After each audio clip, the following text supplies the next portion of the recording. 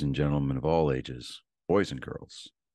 Thank you for tuning in to yet another episode of Angry Meat Production. We appreciate you coming in and letting us be a part of your lives week in and week out. We hope to do our best to present you with something that your eardrums delight in. Whether you're looking at us on YouTube or Rumble, or listening to us on Spotify, Google, or Anchor, or any of the other podcast services that we are currently on or trying to get on. We thank you. And if you don't mind, at the end of every episode, stop by, leave us a comment, leave us a like. If it asks for 5 stars, we'll take 5 stars, even if you don't like us. 5 stars are what it's all about. With that being said, we hope you enjoy our attempt to make our advocation our vocation. Ladies and gentlemen, let the games begin. Welcome, Angry Fable. Today on What the Hell, we're going to talk with Bryan English. He's a guy I met at Vet Fest last Saturday. This will be on Sunday, like 2 weeks ago. So it was 2 weeks. But he came up with me. He told me about his overcoming of addiction and overcoming suicide. And because of the holiday season, I felt it would be appropriate for everybody to get that knowledge that you can overcome and look for the next day instead of just looking at the moment and how horrible it is right then and there. I mean, I've had horrible days to where that shotgun probably tasted really good, but I decided to just put it out on put it out on the side and just wait on the next day. I almost messed up on that one. But anyways, go ahead. Tell us your story, buddy. Like you said, my name is Bryan English. I'm a veteran. I served 2 tours in Iraq. My first tour was during the invasion for 12 months. And my second tour was 07 to 08, and it was a 15-month tour. Really, the story kind of begins, when I was a child. I had come to faith, because faith is part of my recovery. I'd come to faith in Christ when I was about 7 years old, and I lived a pretty biblical life, I guess, as a kid. But I saw a lot of legalism in the church, and I saw a lot of hypocrisy in the church. And so as I got older and I got into high school and then into college, I started to walk away from the church. And then I'd always planned on joining the military. While I was in high school, I was in JROTC, and then in college, I was in ROTC, and then 9/11 happened. I actually remember I was sitting in Texas history class at UT Arlington, and one of the people stood up in the back of the room and said, "A plane just flew into the World Trade Center." And so he was listening to it on his earbuds or whatever it was he was wearing. And so the class was immediately dismissed, and I went over to the student center, and just in time to see the second plane hit the second World Trade Center. Oh, damn. And I was in uniform, actually. It was one of my ROTC days because I was in ROTC in college. And so I was actually in uniform, and I looked down and I thought to myself, well, we're going to war because 1 plane's an accident, 2 planes is an act of war. And so I kind of got the conviction after that I needed to enlist. And so I enlisted with the intention of being available in the reserves if I was needed, but continue my college career and continue to get a degree and become an officer. But then in July of 2002 is when I went to basic training. And when I came back, I was in college and again for maybe a couple of months. And then we got a warning order that we were going to be part of the invading force. And so I dropped out of college, and we started preparing and training for the mission. That tour was pretty uneventful for me, particularly. It was regimented, we did route security, route recon, different things like that. As I was a military police officer. So we did a lot of combat support roles, convoy support and stuff like that. So not a whole lot what happened on that tour because we didn't have any up armored vehicles. All the up armored vehicles went to active duty. So, but when I came back from that tour, I wasn't adjusting well to the civilian life as far as structure goes, because I had just gone through basic training and then a year-long deployment where everything was really regimented. And I think that's when, I mean, no PTSD at this time, but I think that's where I started to see, looking back now, see signs of, an addictive personality. Because I was at a friend's house, we were having a party, and kind of like a welcome home party, and we were having drinks, and having a good time, and then this kid shows up, and we knew him. I'm 20 at this time, and this kid shows up that I knew from through my brother. They had gone to high school together, and he was affectionately known as Skeletor, because he was super super skinny, but he was always bumming alcohol or weed or whatever my friends were doing. He was always bumming it off of them, and so he wanted to hang out with us.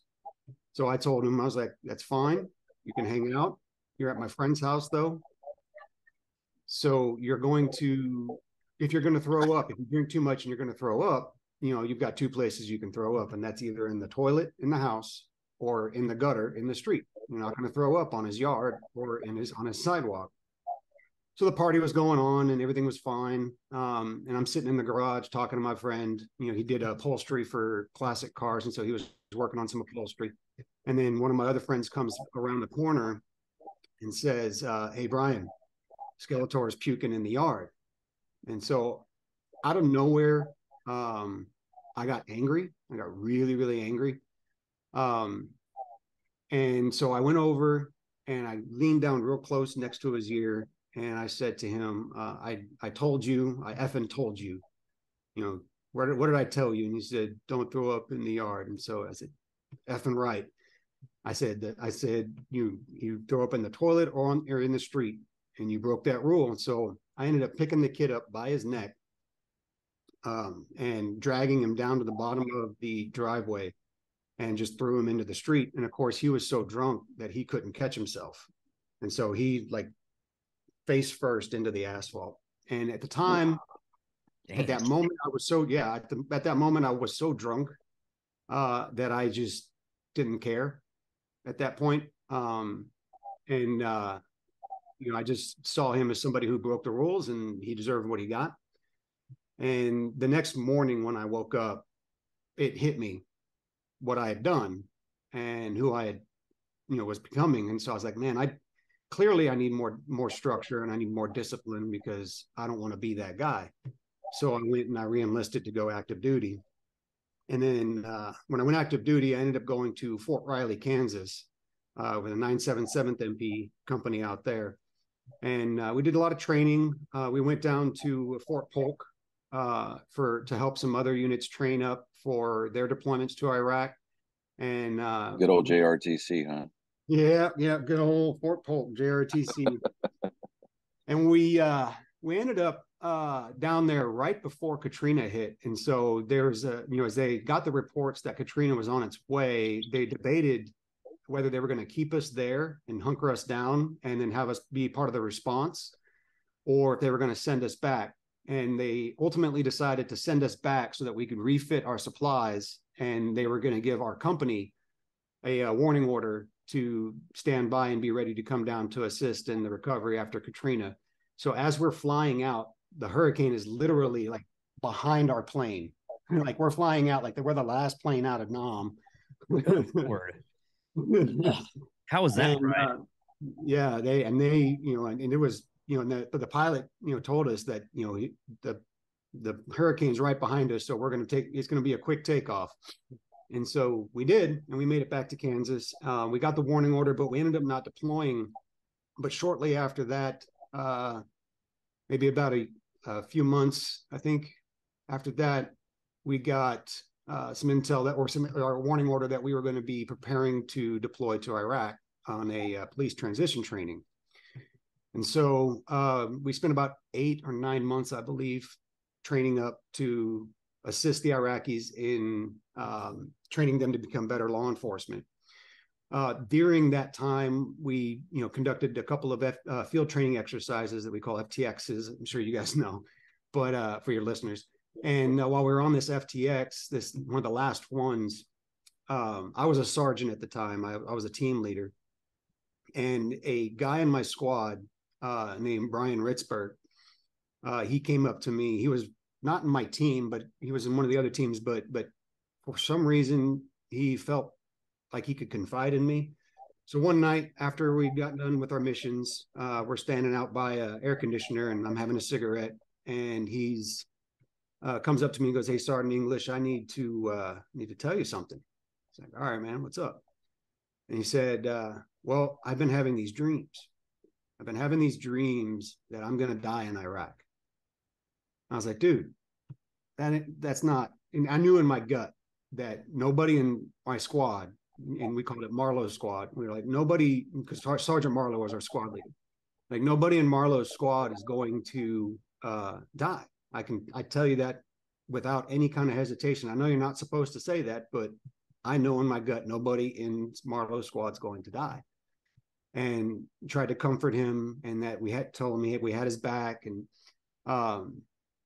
he was one of those soldiers that he took a little extra time to come into his own as a soldier, but right there towards the end of training, you could see, he was making progress. He was finally making that progress and turning into that soldier that we all knew he could be. Well, when he went on leave, when we went on that block leave before deployment, he ended up supposedly accidentally dropping an air conditioning unit on his hand while they were installing it at one of his family members' houses. There was rumor and suspicion that he dropped it on his hand on purpose so that he wouldn't deploy. But at the time, in 2007, 2008, they had the facilities where we were going, and because we were going up to Kirkuk Regional Air Base, so it was really built up, by that time. And so, they had the facilities to rehab him, so he deployed anyway. And once his hand was healed, well, actually, let me backtrack a little bit. When we got to Kuwait for the last little bit of training before we went into Iraq, there were some personnel issues in our platoon. And so the platoon sergeant and the lieutenant decided that they were going to do some swapping around. And so Ritzberg was moved out of my squad into one of the other squads. And one of their personnel were moved into my squad. I found out later through therapy what I did to try to prevent that from happening. But a lot of what my issue with PTSD and a lot of the things that came up later on was because I didn't remember how much I'd actually fought to keep him. And I'll go into details about that a little later. But he was switched. When he rehabbed, he was a gunner for his squad, and their job was to train the major crimes unit in Kirkuk. And their squad leader was screaming to heaven that he needed barriers, Texas barriers, Jersey barriers, Alaska barriers, which for those of your crowd that may not, or of your audience that may not know, there's different size barriers that are made of like solid cement and rebar. And they help to deflect blasts up and away. And they prevent vehicles, when you set them up correctly, and it's like a serpentine pattern and stuff like that, it makes it very difficult for a vehicle to move quickly into your location if it's a vehicle-borne improvised explosive device. And so they didn't have any at this major crimes unit. It was basically a straight shot from the street into the major crimes unit. Really? And he had been screaming for months, to logistics to get him Jersey barriers out there immediately, because, they're completely a vulnerable target, and being a major crimes unit, like, they're investigating serious crimes. And so they're a hot target. And the Army, in its wisdom, did not allocate the barriers that he needed. And one day a dump truck, like construction dump truck, vehicle-borne IED came flying in and blew up in the entryway, in the courtyard entryway of the MCU, and screwed up a lot of the people in the squad. Well, Ritzberg was, I think he was, from what I was told, he was like one of the closest ones. Like, his truck was one of the closest ones to the blast. His driver actually, the dash of the Humvee came down and had pinned his legs from the explosion, between the seat and the dash. And Ritzberg course, he was, he could only protect himself so much being the gunner, and he couldn't get down in time before he realized what was going on. And he got pretty messed up. Well, the driver would later recount that he tried to get to Ritzburg and tried to help Ritzburg, but because he was pinned, he couldn't move. He couldn't get him. And so, that's, I'm sure he's, hopefully he's gotten help for some of that, whatever that, caused as far as his PTSD. But one of the other squads in our company was in the area, and they were called to, QRF, which, again, for those who aren't aware of the acronym, it's quick response force. And so they were called to QRF over to that area, and they began to work on him. And, especially Ritzburg, because he was one of the ones that was most injured. And, the people who were inside the MCU, the soldiers inside the MCU that were meeting with the police, they had got their bell rung pretty good, but they came out and they started working on their guys. And then the other squad showed up, and they started, doing first aid and buddy aid. And they were able to get tourniquets put on Ritzburg and get, pressure bandages put on and stuff like that. And they were able to high speed it back to the region, Kirkuk Regional Air Base. I had heard about it when I was in the TALK, which is, again, another acronym, Tactical Operations Center. I was in the TALK at the time when the radio call came over the net, and knew exactly, when they said what team was hit and what squad was hit, I knew exactly who it was. And I ran out to where the medical facility that we had there at Kirkuk, and was basically trying to conduct traffic control to get everybody out of the way, so that when the squad came in, they could come in straight without any kind of blockage. And so when they came in, they came flying in, immediately got Ritzburg into the OR, and I'm at this point, like, I'm seriously concerned, because the way they had to take him in, and I'm standing outside the OR in the hallway, and every time they'd open the door, I'm seeing them working on him, just trying to keep his blood pressure up, trying to get him blood. And they actually put out an all call for the entire base, that for blood, because they knew they were going to need a lot of blood for him. And it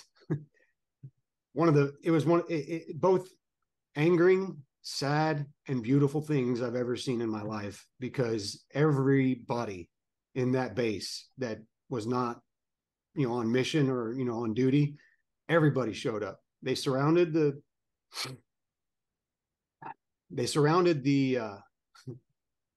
medical center, I think, a couple of times with their line. Like, it was just, I couldn't donate because I'm O positive, and he was, I believe, A positive. So I wasn't able to donate. So that kind of, messed with me a little bit, but it was moving to see that, for sure. Well, the doctor was able to get him stabilized, and they got a medevac, and they got him loaded into the Black Hawk, and they were going to try to get him down to Balad for further treatment.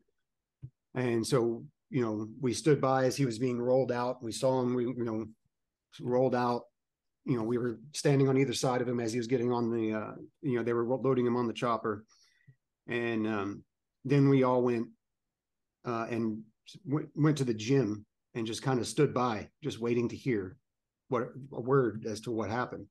And finally, later that night, our commander came in and said that Ritzburg had passed on the way to Balad. And I had never, I thought that, the rage that I felt whenever I had thrown that kid in the street was a lot. I can't even describe the amount of rage I felt when I heard that news, as well as guilt when I heard that news, because in that moment when he said that Ritzburg passed, I remember what I said to him at the FTX. And while technically it was true that nobody in Marlowe's squad died, that didn't help him any, because he had been switched out of the squad. And so while technically my gut was right, I still felt like crap, and I was angry, and I felt guilty, and that I couldn't help him. And in fact, some of the other team leaders and I ended up leaving the gym going to one of the bunkers outside the gym, sitting down having cigarettes. And I actually remember looking at one of the guys that I was with and saying, all I want to do right now is get, as much ammo as I can, and just load it on my vest as much as possible, get two M249 saws and just lay waste to everybody and anybody I see outside the wire. It doesn't matter at this point. Because in my mind at that time, I was so angry, because how do you create a dump truck VBID and nobody know?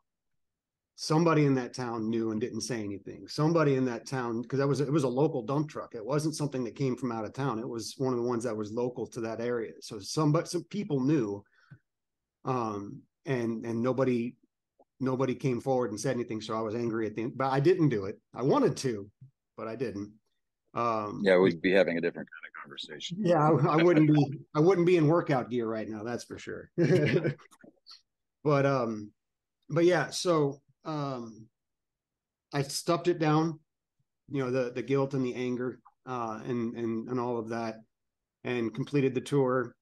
We ended up getting extended because the Army forgot we were in country. Big surprise there. We never happens. Yeah, I don't know what you're talking about.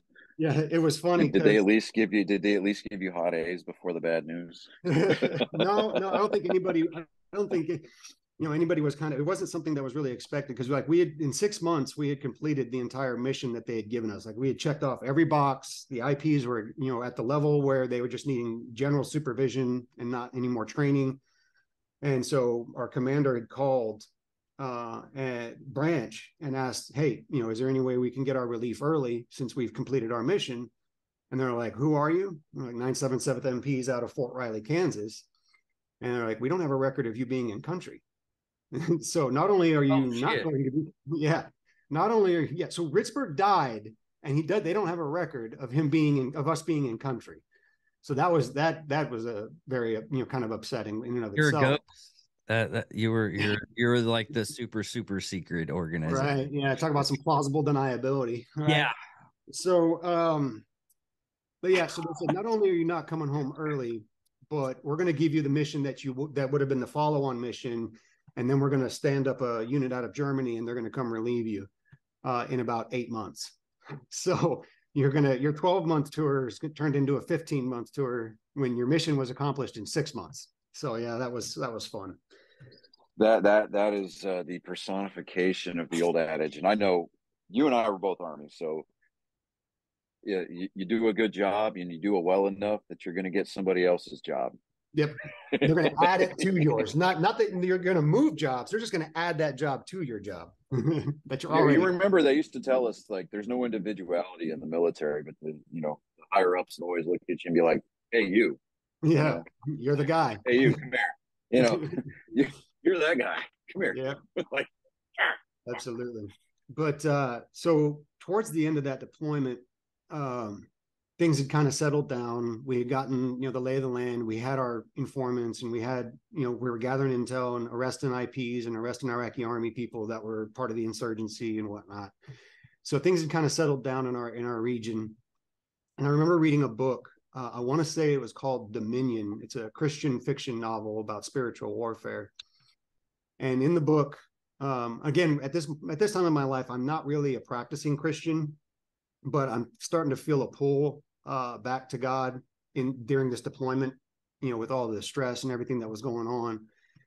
And in the book, it talks about how our fight is not with flesh and blood, but the principalities and spiritual fight. And I decided, one of the other things I saw during that deployment was we got called out to a murder in one of the towns in the Rashad Valley. That's where our IPs were stationed, was in Rashad Valley. And we went to one of those towns, and it was a beheading. The report that we got was that there had been 5 murderers in this town, and that the bodies were piled in the town square. So we responded with the IPs, but given the chance for booby traps and whatnot, the squad leader, had a up armored Humvee, because I was in an ASV. For those who don't know what an ASV, it's armored security vehicle. It's a a four-wheeled vehicle that has like angular designs. It's like a precursor to the MRAP, but it's more. It looks more like what was those vehicles the infantry used? Strikers. Yeah, it looked a lot more like a striker than it did an MRAP, but it was four wheels. We had Mark 19 50 cal on it, and then your 240 Bravo sat on a mount just outside the hatch as a tertiary weapon if needed. But anyway, so I was a team leader for one of those trucks, and so he took one of the Humvees. Well, I guess the smell was so bad that one of the guys in the truck wasn't able to continue circling the bodies, and so he sent the squad leader came back with the truck and then had me dismount and go with him. I couldn't smell anything. I've never been able to smell a dead body. I count that as a blessing because I've heard stories from people. Yeah, you It's pretty bad. Me and another guy was talking about that because I've had a couple of dead bodies that I had deal with, one with corrections and another doing mortuary, and I can smell roadkill from a mile away, and I can smell burnt flesh from even farther. But it's just one of those smells that your brain just picks up automatically, and it sucks. Yeah. And because of how our brain works, to where any kind of sensory happens to you, like smell, sight, sound, or even touch or taste, you get a flashback to what it was originally, and then you have to figure out where this is all out. It's an interesting when I was doing research on it at one point in time to where just to figure out my own brain and try to even though scientists can't figure it out, but it's interesting to actually trying to figure out the most elusive machine in our body, the brain. Yeah. Well, and it's strange because for me, like I said, because everybody I've ever talked to that smelled the dead body, talks about how horrible it is and how intense it is. But even when I was younger, when I came back from my first tour, my aunt had a seizure and she ended up dying in her apartment, and she'd been in her apartment for a couple of days before anybody realized that she hadn't said anything to anybody, and which was not uncommon for her for a couple of days not to reach out. But then after a couple of days, she would, somebody would reach out to her, she would reach out to somebody else. And so we couldn't get a hold of her. And I remember going inside the apartment as they were kind of wheeling. I was kind of moving things around so that the paramedics could wheel her out on the gurney. I couldn't smell anything, but they were talking about the smell, and I couldn't smell it. And then, of course, with the 5 dead bodies, we were driving around in a circle around the where the bodies were, looking for lines, wires, and booby traps, and again, couldn't smell a thing. And I don't know what it is about my brain. Maybe that part never developed in my olfactory. It might have been because with your first experience with it, your aunt. So maybe your brain was just like, I don't want to associate that with her. Yeah. Some people just have it to where like me, I have extra sensory. I can smell better than most people. I used to be able to see better, but age fucks that up. But I can touch something. I can I was describing the lettering on a envelope and everything, and someone was flipping out, and taste buds and everything was it's a strange concept to hear that someone can't understand that. And I thought that maybe after that, I mean, when with those bodies, what ended up happening with them was not many people realize this, but in Iraq, it's not just Muslims and Christians that are in the Middle East, but there are sects within Islam that are satanic, that actually vow their allegiance to who they call shaitan, which is the same thing in the Christian and Jewish world as Satan. And so this tribe, what's that? And jinns. Yeah, A jinns lot, as a lot well. of people, a lot of people associate genies as American style or European. The genies, they associate that with make a wish. You get it, but in Aramaic theology, they were ephets also. They're basically they're darker halves, and they grant your wish, but it also costs you a lot.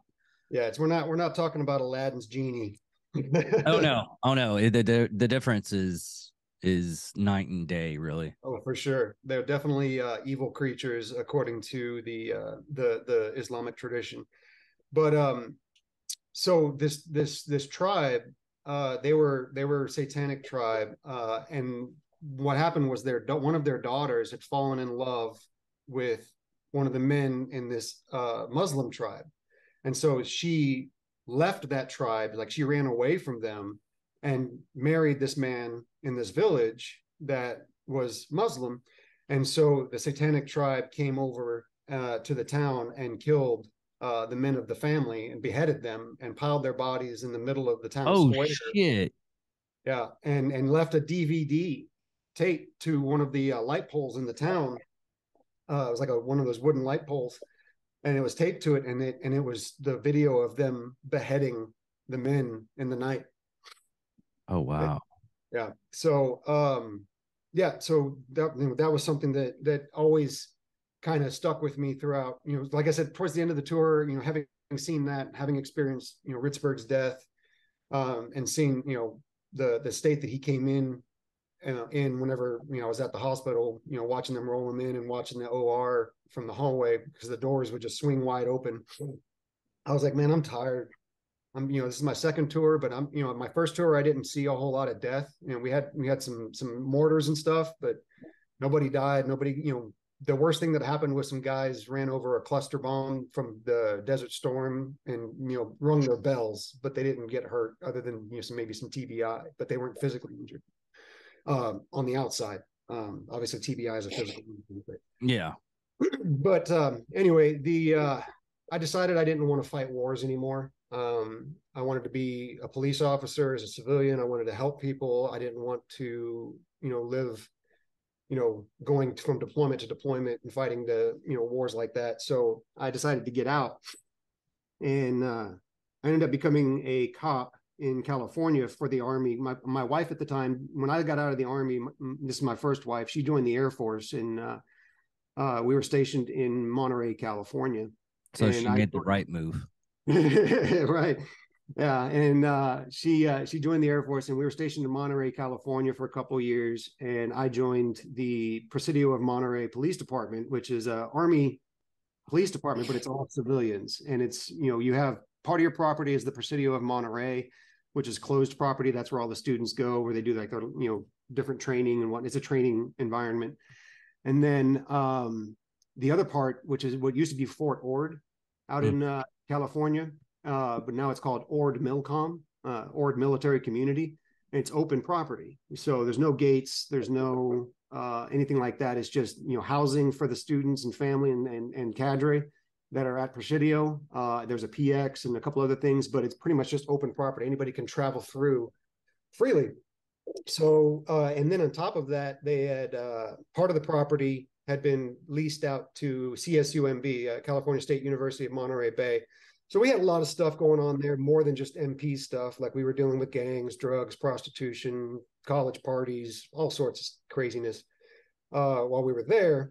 And one of the things that really should have woken me up or really should have gotten my attention is that one night, my first wife and I were at a house party with one of her friends, and they were both, her and her friend were both Air Force, and her friend's husband was a civilian like me, and so we were just doing shots. We had tequila shots, and I'd already put down, I don't know, 8 or 9 beers at this point, and he wanted me to go shot for shot with tequila, and he lined up.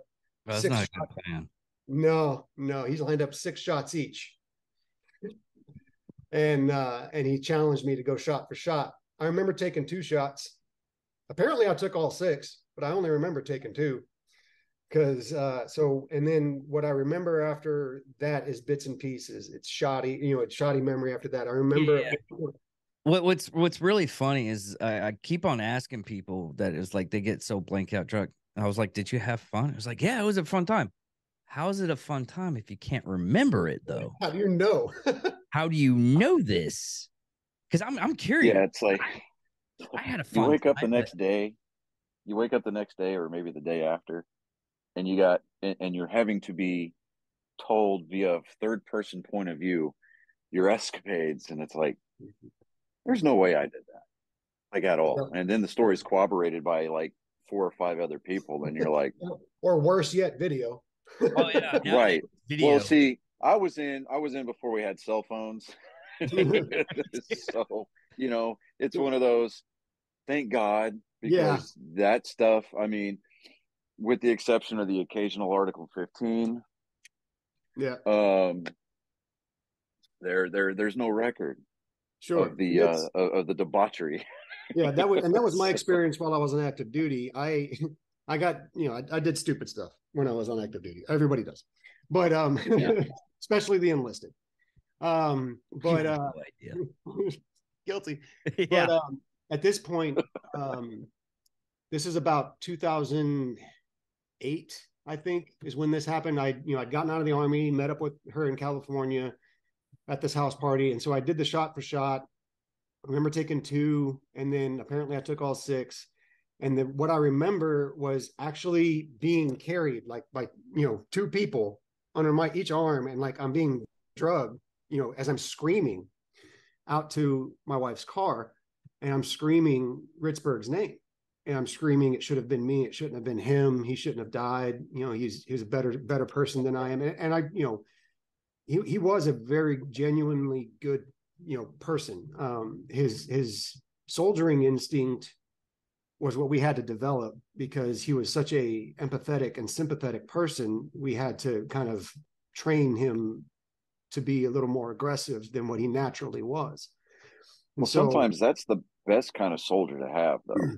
yeah, Yeah. yeah, but he, I mean, it goes with that mindset of, break them down and rebuild them kind of a thing. And he's got this new skill set that he had. yeah, So, but yeah, that thought just jumped into my head. Sorry, I yeah, didn't no, mean to interrupt absolutely, you. no, you're good, absolutely. I mean, most of us, a lot of us, we get that change whenever we go to basic training. Like we get that breakdown and build up into that killer instinct when we go to basic training. Somehow, he was able to maintain that, part of him even through basic training. And but like I said, during the FTX and stuff like that, he started to come into his own.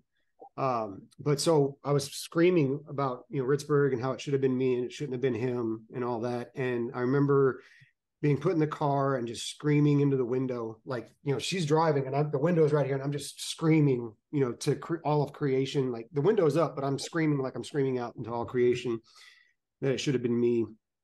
And we get Ears home. bleeding after that? What's that? Was there ears bleeding after that? I can just I don't imagine. know. I don't know. I mean, I don't think so, but there's a Well, lot. see, the thing about it is, Dave, is that like when you get that hammered, that pissed, right? The volume control in our heads goes a little sideways, Yeah, I gather that. and but I know on the several occasions, depending on what I'd been drinking, I'm either just completely chilled out, or I get mad as a hornet, and I want to fight the world, and it's for dumb reasons, and it's like you look at everything that you think that should have gone right as being your fault. Mm-hmm. And I think that that's where, like, I don't know if you would call it an empathetic streak or whatever, but I think that, because like we like, I don't know, we inject ourselves into that other person's role. And Or I based on the think, situation. Yeah, and I think, like, they say alcohol removes your inhibitions. I think part of that inhibition is letting that wall down that we put up It removes that as safeguard that we warfighters. put in place. Yeah. Yeah, and alcohol is nothing more than a skeleton key for the closet that we keep our demons in. So yeah, I like that, man. That's solid. Yeah, that's actually a very apt description of what it was doing for me. And I get home and I somehow I stumble my way in because my wife at the time, she wouldn't have been able to carry me, so I found my way into the house. And from what I can remember, I think I've was bouncing off the walls as I was moving down the hallway and got into bed. Uh, Immediately passed out just to wake up. I don't know how soon after that, but I mean, I'm going exorcist all over the room, just spewing everything that I had that day everywhere, and then just laying back down in my own vomit. Not even thinking about it, not even caring, just laying Yeah. back. It's just all over me. It's all over the bed. You know, the wife at the time, she went and got towels. Apparently, she told me about this later, and she cleaned it up as best she could. But there was only so much she could do with me, being dead weight. She couldn't do a whole lot. And so the next morning, she told me about what happened. And apparently, this is how I know I completed all 6 shots, because she told me I completed all 6 shots. And she said, after the 6th shot, I walked over to their kitchen table, sat down, and just stared off, into the distance, like just that 1,000-yard stare, just not engaging with anybody, not talking with anybody, just staring. And then I just started crying and then started yelling. And that's when they decided it was time for me to go. So that should have been my first clue that I was dealing with something. But I would look at the stuff that I saw, right? And it was, Ritzburg, and then those bodies and stuff like that. And I would compare myself, I would compare my trauma to the other trauma that I knew other people had gone through, people who had, suffered injury, people who had been, amputated, or, their buddy had died in their arms, all these different things, that people in my unit and other units that I had heard. And I was like, how can I possibly not deal with this? How can I possibly go and get help and not be, those guys that are just faking the funk in the VA system, because we know those guys in the VA that are, they're lying through their teeth just to get disability ratings, just so they can get free money from the government. And there's lots of them that do it. Kind of further on down the story, but I was a police officer for the VA. I would hear them all the time, telling each other in, the cafes and in the waiting areas, like how to game the system. They were teaching each other how to game the system so that they could get more disability than what they actually, did. So I didn't want to be that guy. And so I refused to get help. I was like, you know what? I'm just going to stop drinking. Clearly, and my time in service don't get along. So I'm just going to stop drinking. And I did for about 6 months. I would just quit cold turkey, never looked back at it, and then started drinking again off and on. Was maintaining just fine for years till we got to Georgia. She got stationed to Georgia. We moved to Georgia. A lot of stuff happened there. I started dealing with suicidal ideation during my time there in Georgia, but I would just stuff it down, just push it down. The closest I came to suicide in Georgia was there was a night, I think she was working a night shift, and I was in the house by myself, and I had my pistol, and I was sitting on the edge of the bed with the pistol locked and loaded, and I was just staring at the pistol. Like I could just end all this now. I didn't. For whatever reason, I think I just got tired. I just felt exhausted. So I decided to put the gun away and go to sleep. And, looking back, I think that was God making me fall asleep. but I did. I fell asleep. And then when I woke up the next morning, I was able to stuff all those emotions back down. Well, things happened with her and I. There was infidelity on both sides. And so we ended up splitting. I ended up coming back to Texas, to DFW. I was born in McAllen, Texas, and raised in Arlington. So I came back to Arlington with my kids. Her plan was that she was going to get out of the Air Force, and her boyfriend and her were going to come back to Texas, and we're going to do the divorce and everything was going to be fine. Well, I ended up while I was here, I ended up meeting another woman that started dating her, and everything was going great, man. I mean, I had a great career. I had become, I had started when I transferred from California to Georgia. I had become a police officer for the VA there. I ended up getting promoted to sergeant. I was an instructor. And then when I transferred to Dallas, I had to take a demotion back to patrol. But within a couple of years, I was the training lieutenant. And then shortly after that, some time after that, I became a detective, lieutenant detective for them. I did a lateral transfer out of training into investigations. And so from all intents and purposes, from every viewpoint on the outside, I had the American dream. Like I had the life. I had a 4-bedroom house in Saginaw, Texas, that we were converting the office into a 5th bedroom. I had a motorcycle. We had 2 cars. We had tons of friends. We had all the latest, and greatest stuff. I had 4 kids from my first marriage. My second wife was pregnant. Everything was, looking as though this dude has a perfect life. Like he has the American dream: beautiful house, beautiful wife, beautiful kids, just a beautiful life. But this entire time, I'm not telling anybody. I'm not talking to anybody about my stress, my struggles, because I'm trying to be stronger than that. I don't want to be weak. I don't want to be vulnerable and weak and say that this stuff that I experienced in Iraq affected me more than I was willing to admit. And I kept telling myself, and I kept comparing myself to, man, there's other people who have experienced so much worse, so much more. How can I say that this is something that I need to get help for when it pales in comparison to the trauma that, guys that I work with now went through. Like they're guys I'm working with in the department. Well, the thing is, and I had a talk with a person that came on the podcast about this. Is we as individuals all have like demons, and we see that someone's having a harder time, and our demons aren't that bad, and we should just just walk off with Suck it up, buttercup. Yeah, basically. Yeah. Yeah. I mean, when yeah, go ahead, David. I'm sorry. What it comes around to is the fact of the airplane. Okay, airplane's best example you can possibly get because everybody has least at one point in time has been on. I pray or someone's talked about it. When you put on the mask, you put on your mask first so you can help that other person. You have to help yourself out first so you can drag that person absolutely wherever you go.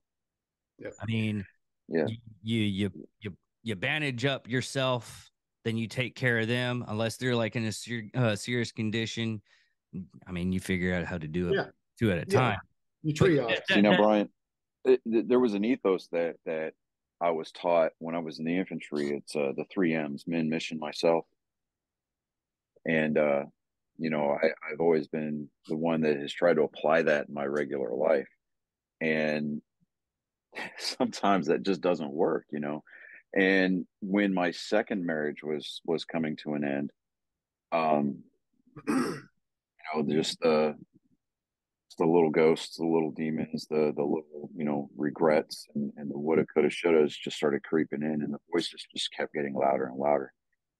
And my second wife at the time, she had explicitly expressed that she had no interest in trying to learn about or help with that kind of a thing. That didn't help. So I came home one day and from work, and I went in my closet where I kept my gun safe, and I chambered 1 round in my pistol, and I actually had the barrel up to my head. And, I hear this voice going, you're not supposed to be here. And then I had this thought, this image coming through my head of my boys walking in, finding me. And I took the gun away from my head. I dropped the magazine. I cleared the chamber, just set it down on the ground, and I just sat there and cried. And she ultimately left. And I eventually, through the church that I was going to at the time, got hooked up with a guy who was an Army chaplain, and then come to find out he was actually a chaplain for the same brigade that I was in. Wow. So we spoke the same language, and and he gave me a piece of advice. He gave me actually like a homework assignment, and I tell this to guys all the time.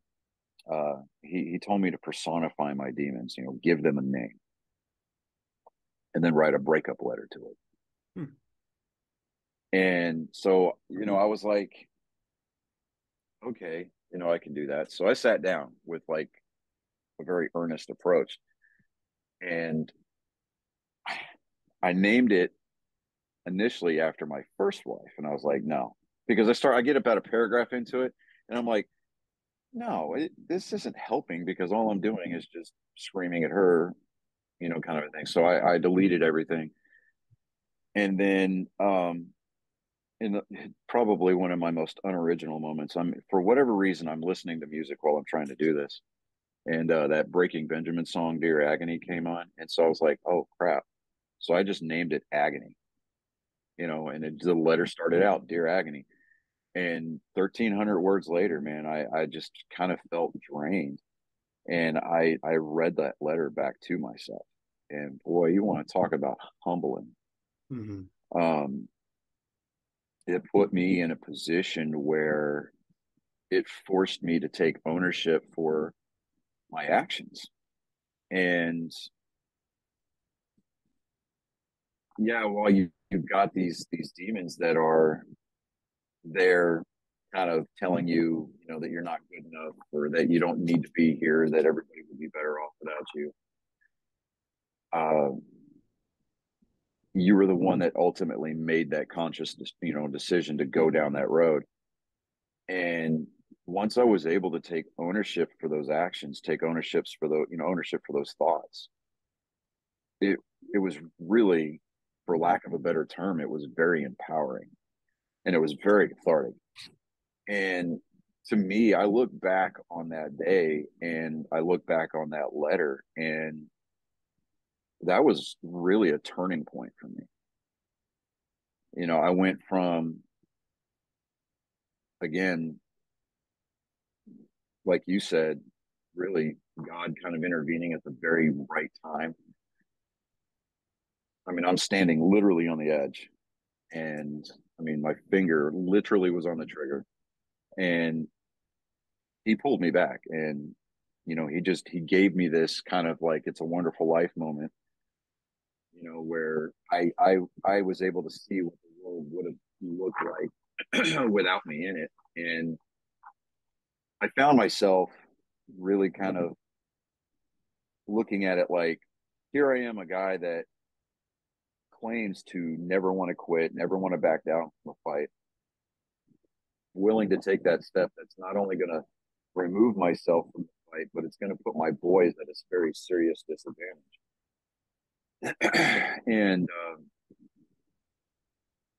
so I look back on that letter, and actually probably about a year to a year and a half later, no, 2 years later, I sat down and wrote a letter to my demons again, and not necessarily in the breakup format, but more of a, hey, I'm just checking in to show you how I'm doing.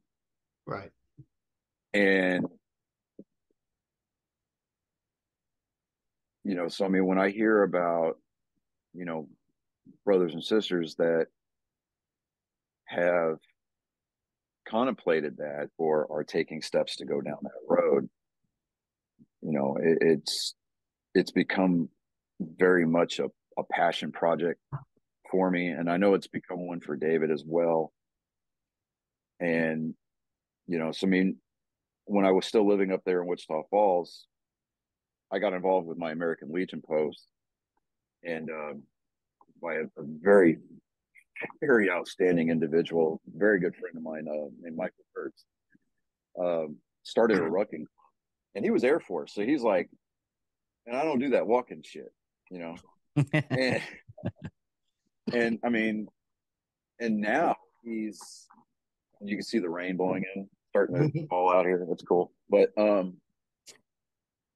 he's kind of taken off with it. I mean, he started like an actual ruck club up there. They're associated with Go Ruck. They're doing events all over town all the time. They're doing WODs, and I'm just like, bro. I mean, I've created a monster. He's gotten his wife involved. There's other guys from the post involved. There's civilians getting involved, and I'm just like, whoa, you know. And then I get down here. I moved to just south of Houston after I got married to my now wife. We actually have an organization down here called Val 22, Yep. and We have that up here. yeah, but like the guy that runs it literally lives right behind me. Yeah, we have a Like, Battle I can- 22 here in Arlington or Fort Worth, I think. Yeah, so Was I that mean, the guy we met down in Vet Fest? Or is that The guy. Probably Talking about me? different. That was in the truck with. Oh, I don't know, because I haven't done anything with Battle 22. I just know they're here because some of my friends have used them. Oh, okay. yeah, so I mean, it's dude, it's the hearing you go through these progressions and finally getting to the point where you're just like I'm not even there yet Like in the that- story because Yeah. yeah. there's I still mean, much more to go. I'm sitting here going, holy crap, you know. It's like, because you know, it's you hear this in like marriage counseling or whatever, that while what you may be going through might feel unique, you're not the first person to go through it, kind of a deal. And then that's all I'm hearing in my head right now, and I'm just like sitting there going, okay, all right, I'm broken, but I'm not nearly as damaged as I think I was, you know. So, you know, because it's like I'm not the only one that goes through it. So I mean, I'm done getting off into the weeds now. I'm yielding the floor back to you, sir. No problem. I appreciate that. I mean, it definitely, you know, it's good to share stuff like that with each other, especially amongst veterans, especially veterans who've whatever the trauma, whether it's combat trauma or military sexual trauma or whatever trauma that they've experienced, being able to just openly share it. Ultimately, that's one of the most cathartic things that a veteran can do. But so at this time, you know, again, we're looking at my life, and my life is just picture perfect, right? My, you know, from the outside looking in. But during this whole thing, I'm battling my first wife over the custody of my older 4 children, and you know, that's stressing me out, and I still haven't addressed any of my PTSD, any of my trauma, any of the things I'm dealing with. So I'm getting to a point, you know, I'm again, I mean, nobody at work even realized, nobody at the you know, in my department even knew, but I would shut my door with my gun on my hip, you know, and I would lock my office, and I would sleep, you know, for hours, because I just couldn't, I didn't have energy. I didn't have, you know, the strength to just keep my eyes open. And so I did that a few times, and then I realized, I was like, man, this is stupid.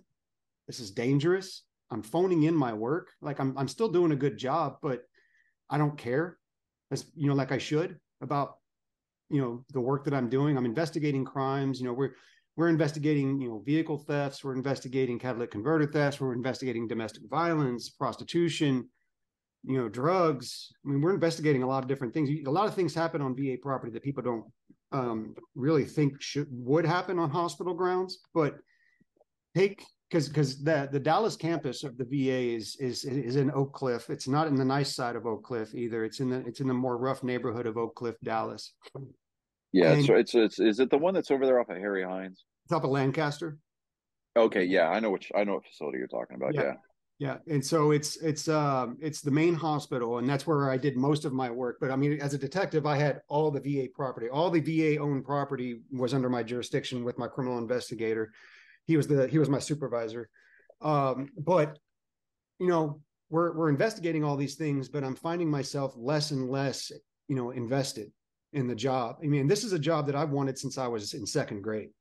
Like I wanted to be a cop. When my teacher in second grade asked, draw a picture of yourself, what you want to be when you grow up, I drew myself in police uniform next to a police car. That was always my dream. So, I mean, I have my dream job, but I'm not finding any fulfillment, any satisfaction in it. You're pretty much being compliant to the job. Yeah, I'm doing the bare minimum, which, for government work is, that's excess. a lot.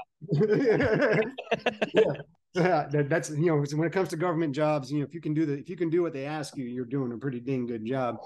But I was used to doing more, right? I was never someone who just did the bare minimum. I always went the extra mile, always tried to make every case the most important case, every interview the most important interview. And I wasn't doing that anymore. And then, of course, on top of that, sleeping with a gun on my hip, I was like, man, I can't be doing this. I'm not safe. I don't care. I need to resign. I need to retire because I'm not. So I retired early under LEOSA, the Law Enforcement Officer Safety Act. So I don't get like a pension necessarily, but I still have my retirement, with them, but I can't touch it until I'm like 65 or whatever it is. But I'm retired detective from there now. So but what we did was my second wife at the time, I started telling her about what was going on at work a little bit. And she was like, well, why don't you just, this is right around the time the pandemic started hitting pretty hard. She's like, well, why don't you just, resign and you can be a stay-at-home dad? And she was making six figures at the time. So it wasn't like it was going to hurt us in the pocketbook. It's like, you can take care of the kids and teach the kids because she was working from home. He's like, we can just be a family at home and you take care of the house and the kids and I'll, do the work and, we'll just have a great life. And you don't have to worry about, chasing people or, investigating or anything like that. And I was like, well, that sounds like a pretty good deal. So that's what I did was I resigned and actually tried to become a mortgage loan processor with the same company that she was working for. They had a program for veterans and college grads where they would teach you how to process loans. So real quick, just a recap of all the years that have gone between, we're talking about 13 years where I've continuously struggled with self-worth, with suicidal ideation. I'm constantly battling these demons when I'm going to sleep. I'm having nightmares. I'm having night terrors to the point where she's having to wake me up in the middle of the night because I'm yelling and screaming. And these dreams, these nightmares and night terrors that I'm having, it's not even like anything specific that gets personified. It's either I'm being chased by something or I'm chasing something trying to kill it. And so, but I'm screaming in my sleep, but it's not coming out as like a full scream. It's like a whisper scream, is what she described, kind of the way she described it. But she would have to wake me up just so that she could go to sleep because I kept waking her up. But again, all these things, the suicidal ideation, the self-worth issue, the praying to God to just take me and just kill me now, just relieve me from all this pain. And then these nightmares and night terrors that I'm struggling with. So all should have been clues, right? You didn't take those clues at all, right? Right. No, as good a detective as I was, which I was pretty darn good, I could not investigate myself. I was just about to say all of that training just went right out the window. Yeah, and I was just too close to it, right? And that's a lot of what happens to us as veterans is that we're just too close to it to really see it for what it is. And so that's what was going on. And so while I was training up for this loan processing job, I was doing really well. I was like the head of my class, just killing it with the how to understand the programs and all the different things that we were doing. And then when they sent us out to start actually processing loans, like I was surpassing all my peers in processing loans. But again, I'm putting all this pressure on myself more than I probably should have to be as good as people who had been doing it for 10, 15 years. Like I'm trying to be, within having done this for a year and I'm trying to match their numbers. And I'm just breaking my back, mentally trying to get this stuff done to the point where I'm having, emotional breaks, where I'm just underneath my desk at home, just sobbing.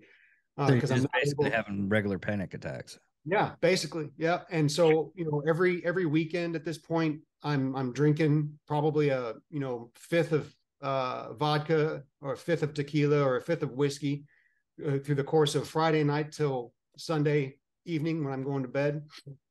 I'm going through one, if not two, handles of that stuff, but I kept it on the weekends. So I was like, I don't have a problem. I'm just partying with my friends. And then, but with all these emotional breakdowns I was having, my wife at the time took pity on me, and she's like, you don't need to work at all. You can just be a stay-at-home. She thought thought that was going to help me, because then I won't have stress. I won't have all the external stressors stressing me out. And her heart was a heart of compassion for me in that moment, and just said, look, I can pay the bills, and you can do what you need to do, and just take care of the family and take care of the home. And so that's what I did.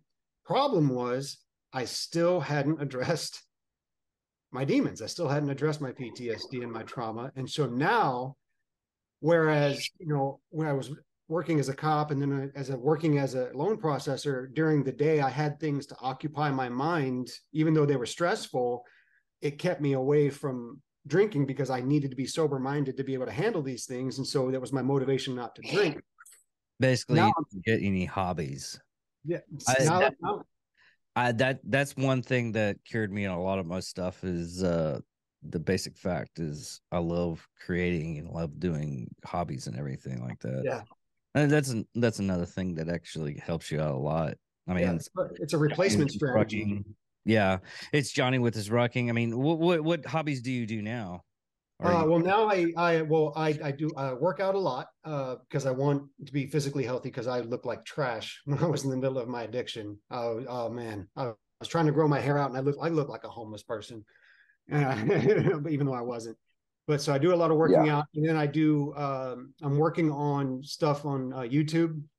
Create my own channel on YouTube. Everything I ended up like, it's like, you got a challenge for me? Give it to me. I'm like, dude, you're at 11. I need you to take it to like a 3. Yeah. Okay. And so that's something that I do right now to kind of occupy my time, is I work on my YouTube channel and try to keep in that, and it's going pretty well, because there's a lot of research involved in it, and so it keeps that's pretty good as far as my day-to-day goes. But I'm also going to be trying to get with Voc Rehab to see about getting some retraining. I haven't decided. Like, it's funny. At first, I thought about going into IT and becoming a cybersecurity specialist, but recently, I felt like it's been a thought in my head, and I'm not sure, because I'm very wary about going into the ministry, but because of people in the ministry are held to a higher standard, and I don't want to be like those guys you see that are leaders in the ministry and turn around and screw everything up, and then people fall away from the faith because of it. So I've always been told ever since I was a kid that I was going to be either an evangelist or a preacher, but I never wanted it because I didn't want to be held to that standard. I was like, I can't meet that standard. There's no way. So, but recently that's been something that's been weighing on me. So I'm praying about it, and I'm talking to people about it as to whether or not that's something that I'm being called to, or if that's just a distraction. So, but that's besides the point at the moment. Yeah. I told you we're gonna get off bases a lot. Yeah, no, you're good. But so at the meanwhile, we've got an uninvited guest here. Oh, it's all right. He's a cute little puppy. But she is rotten. All right. Yeah, you're good. So I ended up quitting that job and became a stay-at-home dad. My demons were still there, and I'm struggling even more with suicidal ideation and sense of worthlessness.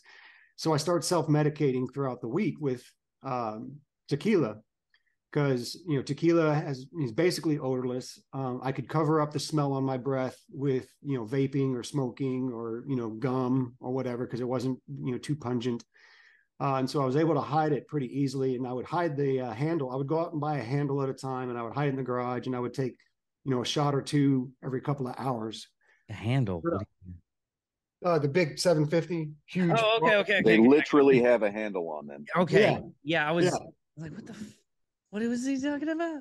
The jars, See, the okay, bottles see, that are so right, big. that's the lightweight Air Force talking. No, that's just I'm not that I'm not up at that level of alcoholism. But yeah, so but it got to a point. I mean, I got so to the point, like, so she caught me a couple of times drinking during the day and drinking during the week and being drunk, and would give me an ultimatum, knock it off, whatever, this, that, and the other. And I would, she kicked me out at one point, and I started going to AA.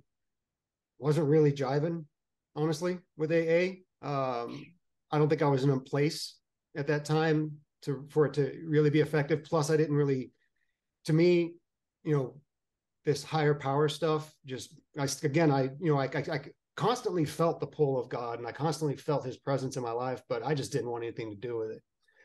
I would try from time to time to read the Bible to my kids, and I had a bunch of theology, a bunch of knowledge, still do.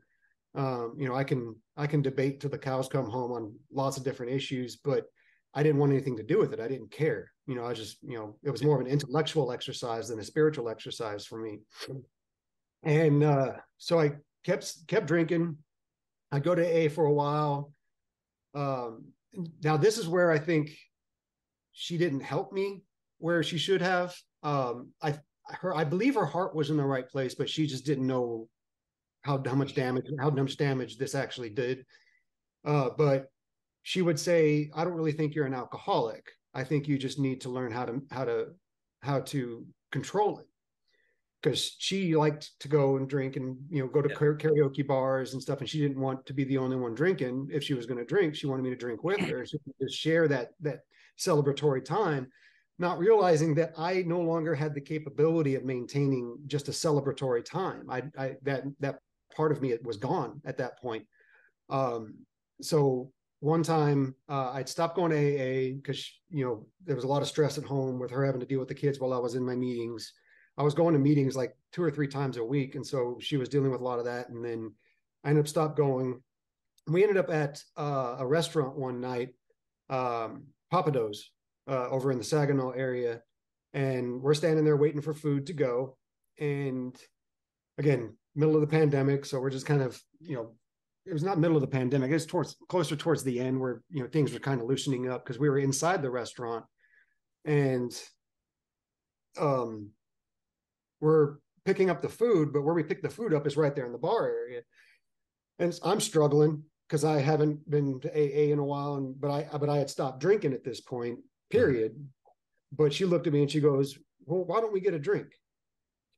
And you don't ask an alcoholic, why don't we get a drink while we're standing in the middle of a bar? Because he's going to say, it's okay. It's like, hey, what are you going to drink? A holic. That's what I'm going to drink. Yeah. So I just, okay. And she's like, as long as you drink with me and as long as you only drink with me and you don't drink without me, then I think, you can do this. It makes perfect sense.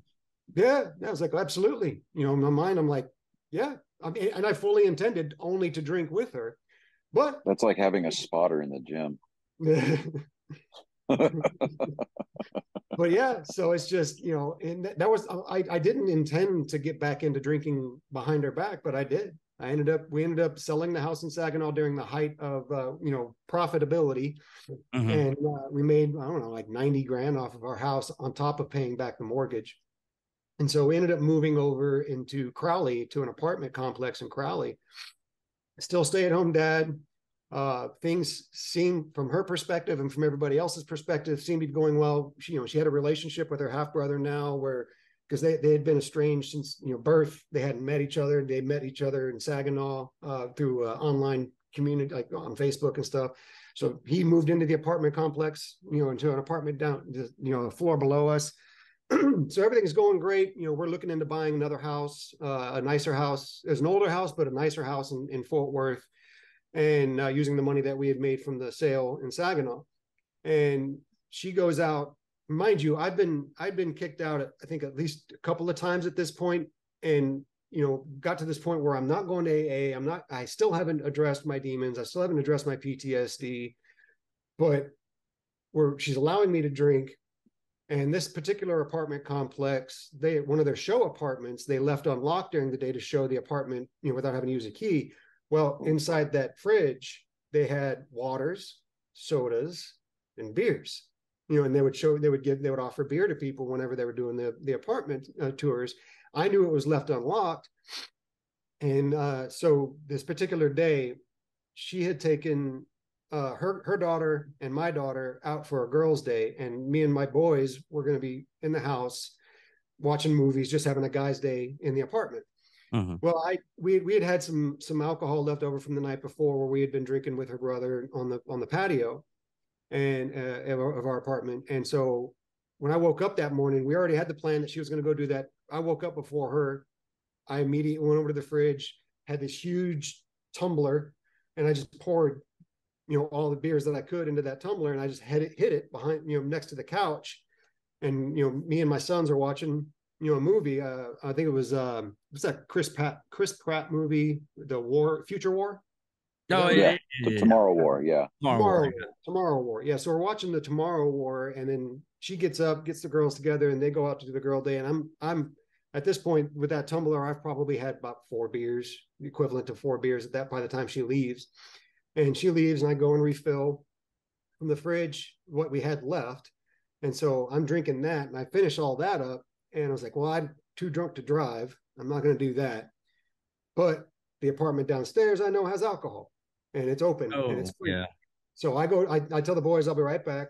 I go downstairs to that apartment, go in there, and I grab, I don't know, 7 or 8 beers out of the fridge, take them upstairs to my apartment, and I fill the cup up.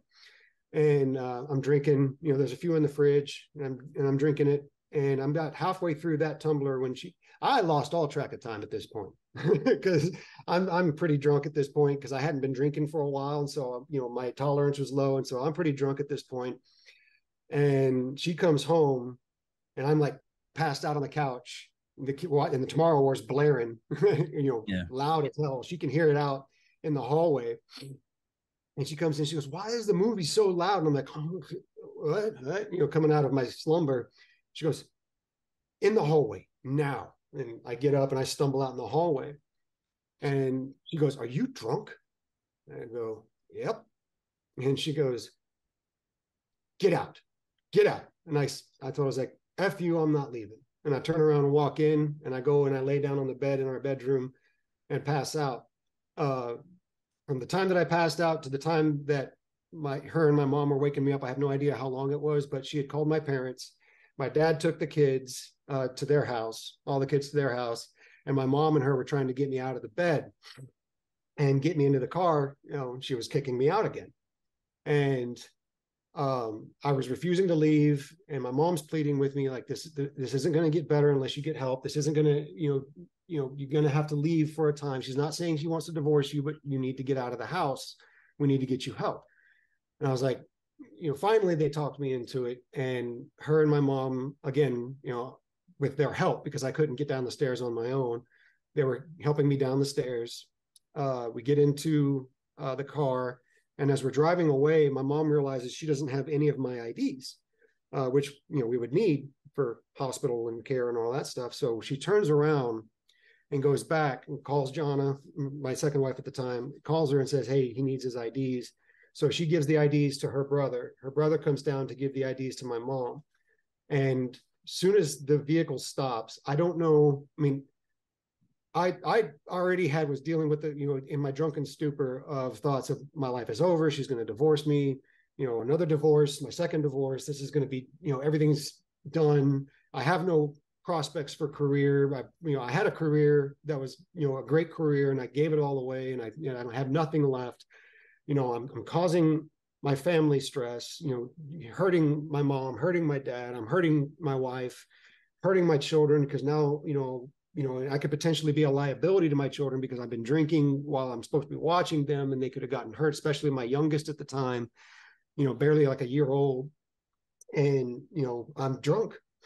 And so I'm like, it would just be better. I would stop hurting if I did this, and they wouldn't have to deal with my crap. Right. So there's this misnomer, misconception from people who have never dealt with suicidal ideation and the attempt or attempting suicide for that matter, people who have never dealt with it see it as this selfish act. They see it as this act of utter and unadulterated selfishness, that you're not thinking of anybody else when you're going through this. And I can speak from my experience that that is not, absolutely not the case. The predominant thought in my mind, more so than how it would benefit me, was that I would not be a burden to them anymore. I would not screw my kids up any more than I already have. I would not hurt I wouldn't be able to hurt my parents continuously. Yeah, they would be hurt for a moment, but it wouldn't be a continuous kind of pain for the rest of their lives. You know, they'd get over it. That's the thought that was in my head. And then John, in a situation like that, you're basically thinking of others instead of yourself. And if you take yourself out of the picture, they'll be better off. Yeah, they'll be able to find a new person. Like, she'll be able to find a new person who's better for her. The kids will be able to have a stepdad who's better for them, or whatever. And so that was my main crux of actually convincing myself to do it.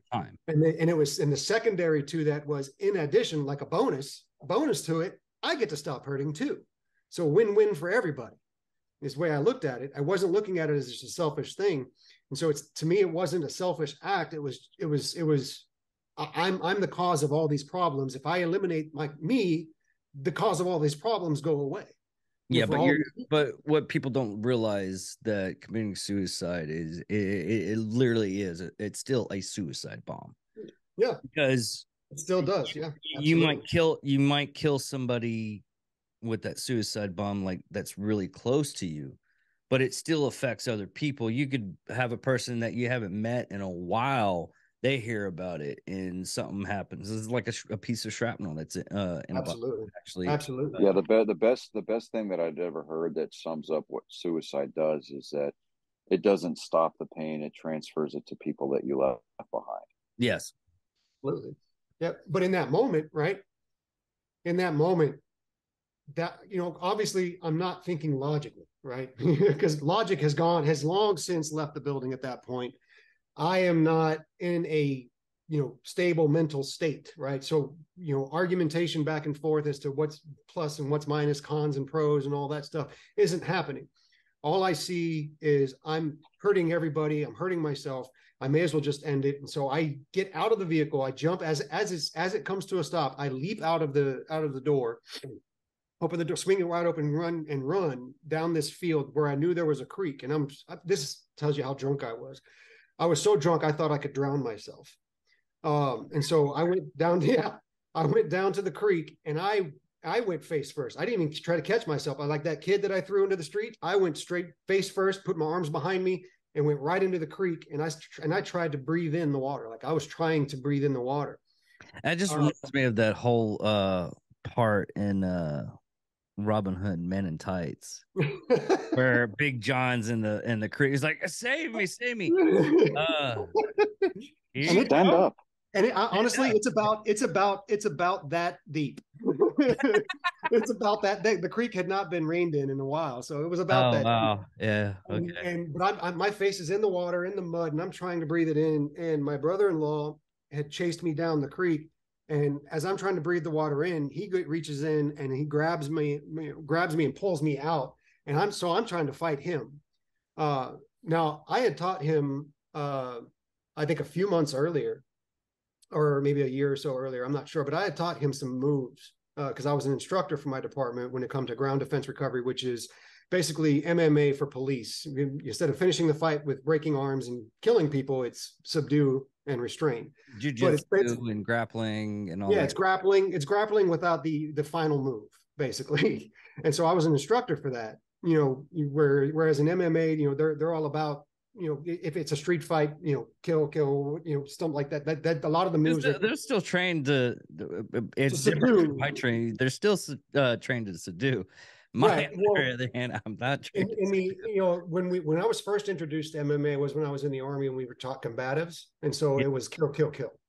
And then when I became a police officer, I had to, you know, change my tactics when we were learning GDR, ground defense recovery is what we called it. But it was based on the Gracie jujitsu for law enforcement. It was based on Okay. their program. And so it wasn't about kill, it was about restrain and subdue, or subdue and restrain. So I had taught him some things, which turned around in this moment. He actually used those things that I taught him to protect himself while I was trying to fight him. Of course, I'm drunk, so I don't really have a whole lot of, I have my knowledge, but I'm, not able to control my faculties as well as I normally would be. So he was able to fight me. But we fought for a good 20 minutes. And anybody who's done MMA knows that fighting for 2 to 3 minutes is tough.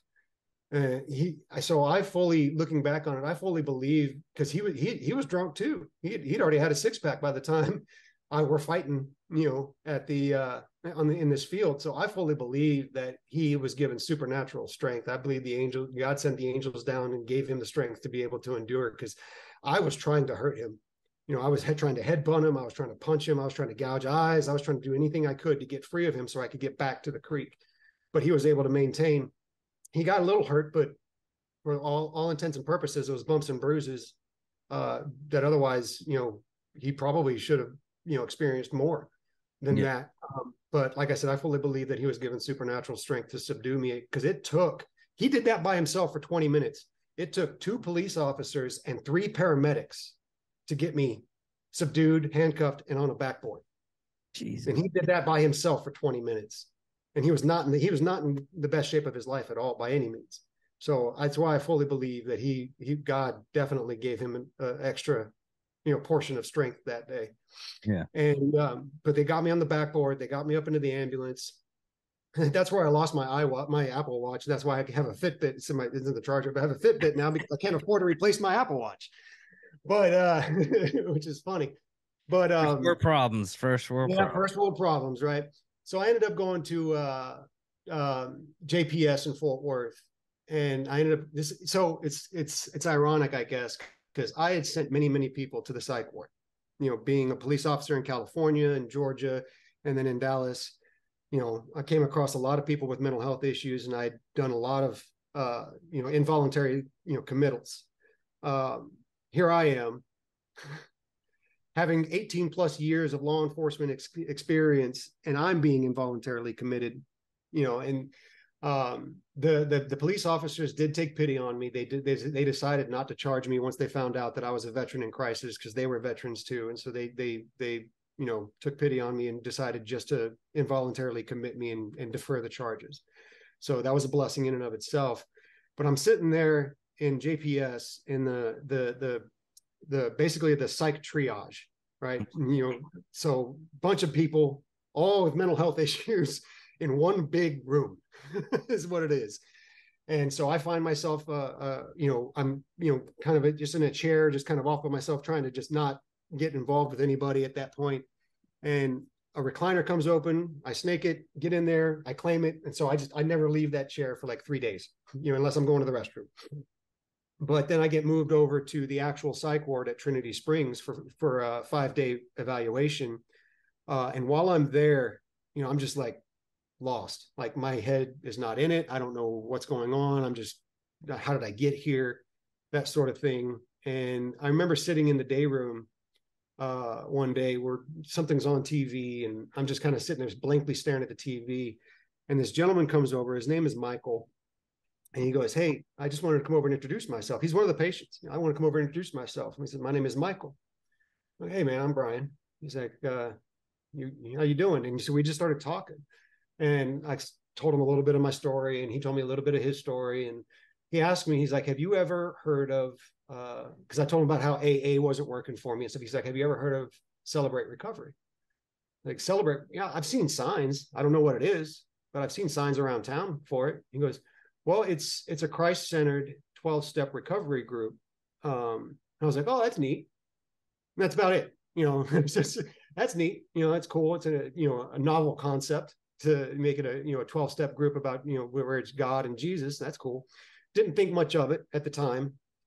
Just thought it was just a passing conversation. After I was there for a few days, I ended up getting discharged without, seeing the judge, the staff and the doctors. thought I was well enough to that it was just a momentary thing. So they sent me home, and I was working with a lady named Tina Marie from American Addiction Centers at the time, and she was able to help me work through the veterans program that they have at American Addiction Centers to get the VA to send me to Greenhouse in Grand Prairie, Texas for rehab. Okay. And the reason I was able to do that is my particular situation, having been a cop for the VA, we were able to make the case that I needed to go to community care instead of the VA's program, because chances are the people that I would come in contact with in the program were people that I've either arrested or sent to the psych ward at some point or another. And so it might be a distraction for them. It definitely would be a distraction for me, because I'd be watching my back the whole time. It's like a cop going to prison, you know. I worked in prison. It's okay. Sure. Yeah. So they understood that, and they agreed that it would be best for both the veterans who are in the program there, and best for me to not have to worry about that. And Greenhouse had a veteran program, but and so I ended up going there. And it's funny, I went there on a Saturday. I think it was like 1 or 2 in the afternoon. I get in processed and sent to my room, and I spent the rest of the day just in my room. I would go get food and then come back to my room and eat in my room, even though we weren't technically supposed to. They didn't, but I was in the detox wing, so they didn't really mess with you too much as far as the rules go. They just kind of let you do your thing, you know, in the detox wing, just so that you can get that stuff out of your system. And so the next day is Sunday, and the very first person, like the therapist, you know, to kind of do my orientation, who came in, just happened to also be, and I say happened with quotation marks, just happened to also be the guy who ran the Christian small group for Greenhouse rehab. And so we started talking, you know, and I started, you know, and he asked me if I, you know, was a believer, and I said yes. And you know, I told him I accepted Jesus as, you know, when I was 7, but my entire life, my entire adult life, I was basically living like I wasn't a Christian. You know, went through all the details of all the sin and sexual immorality, and, you know, anger and violence and alcoholism and all the different things I had done. And he said, well, you know, why did you leave the church? And I asked him, I told him, I was like, well, because it's full of, you know, two-faced individuals that just, you know, say one thing to your face and talk crap behind your back, and they themselves are out there during the week just doing whatever they want, just so they can come in on Sunday so they can take a shower, and then they go back out and get dirty again. I mean, I don't want to be a part of that. And he's like, well, he actually, and this is something that really got me thinking. He's like, well, if you see that and you're on the outside, and you saw that when you were in, how does the church get better if people who see what's going on aren't in the church to make it better, or to call it out when they see it, or to do better and to live better and by example? And that really kind of hit me in the gut. It's like, I'm being just as much of a hypocrite as the people I was angry with. I'm being the exact same person. I'm just not going to church to do it, but I'm still the same hypocrite. Yeah. And so that really got me thinking. And then throughout, I was there at the inpatient facility for 60 days. And so I slowly but surely, I wasn't sure if I really wanted to come back into my faith and, you know, come back into being a practicing Christian. But I really felt, you know, the doctor I ended up having for the veterans group, that she was in charge, her name is MJ. Marion Jackson is, you know, she was our therapist for specifically for the veterans and first responders. It's a mixture of veterans and first responders that they have for that group. And having been both, I was a perfect candidate. So she also was a very strong Christian, but she would tailor her therapy based on you. Like, if you were not a believer, then it was all, you know, psychology. But if you were a believer and you wanted that to be put into your therapy, then she would be more than happy to incorporate that. So I started talking to her about God, about faith. And so she started praying with me, and we started going over scripture and different things, as well as she wanted me to do this therapy called EMDR, which, for those who are unfamiliar, EMDR stands for, what was it? EMDR. Eye movement desensitization, and rehabilitation. So eye movement, eye movement, desensitization, rehabilitation. And what it is it's almost like a meditative therapy. Okay. So different ways, but you're sitting there. There's different ways to do it. You can do it through sound and pictures on a screen, in a reclined and relaxed environment, where you're kind of being walked through some of these memories, these traumatic memories, and you're remembering details because it's in a calm environment and you're safe and in control. Because the person that's with you has built that trust with you, that now you can revisit these memories and you can experience the emotions and know that you're safe to experience those things. And so, okay, that explains how DMT works then. Yeah, kind of like that. But because a lot of people a lot of people that I know, they get over their addiction and PTSD through DMT or hallucinogenics, and that's very similar, and it actually works. That's the great thing about it. But what you're actually describing is everything, but without the drugs. Right, and there's actually research being done into psychotropics as a medicine for PTSD of all types, not just military and first responder, but all PTSD types. Yeah, because what a lot of people don't know is that PTSD isn't that most people associate with military as shell shock, and it's been named different. But the most people that actually have PTSD, vehicle accidents, child abuse, rape, your 911 dispatchers. It's funny. A lot of people don't realize this, but 911 dispatchers have a lot of PTSD, because you got to imagine, and people wouldn't think about that because these people are in a computer, they have a phone, they're not seeing. They think they're disassociated with that. Yeah, they feel the general public would look at them and say, well, they're not part of they're separated from the incident. They're not seeing the bodies, they're not seeing the carnage and all that stuff. But what they don't realize, and the way I came to realize this was my first wife before we got divorced. She was in a career field where she would hear those things on the intel side. But she was safe stateside, but she would hear it over in country, because she was in the intel field. And so she would hear people getting blown up and getting hurt and stuff like that. And so she would have her own PTSD from that, not being able to do anything. And so the same thing with 911 dispatchers is that they see all these deaths, or not see them, but they hear these deaths, they hear these people dying and getting beaten and getting hurt. And they are experiencing PTSD because there's nothing they can do except talk. And then when the person doesn't make it, or when the person continues to suffer, they deal with that. So PTSD comes in all shapes and sizes, in many different forms. Car accidents is definitely one of them, and any number of other things. And so, but while I was in this treatment and we were doing this EMDR, I was able to revisit those traumatic memories, and specifically like the dead bodies, the 5 dead bodies. It was, it was there. It was just kind of like an added addition to my guilt that I had for Ritzburg, my survivor's guilt that I had for Ritzburg. Okay. It was just kind of, it would feed into the negative thoughts. It would feed into the negative energy coming into my mind. It was basically your mind attaching that traumatic to another traumatic thing. Right. And it was just compounding it. Right. So, but we started to do the EMDR treatment, and anybody who has PTSD, I highly recommend EMDR,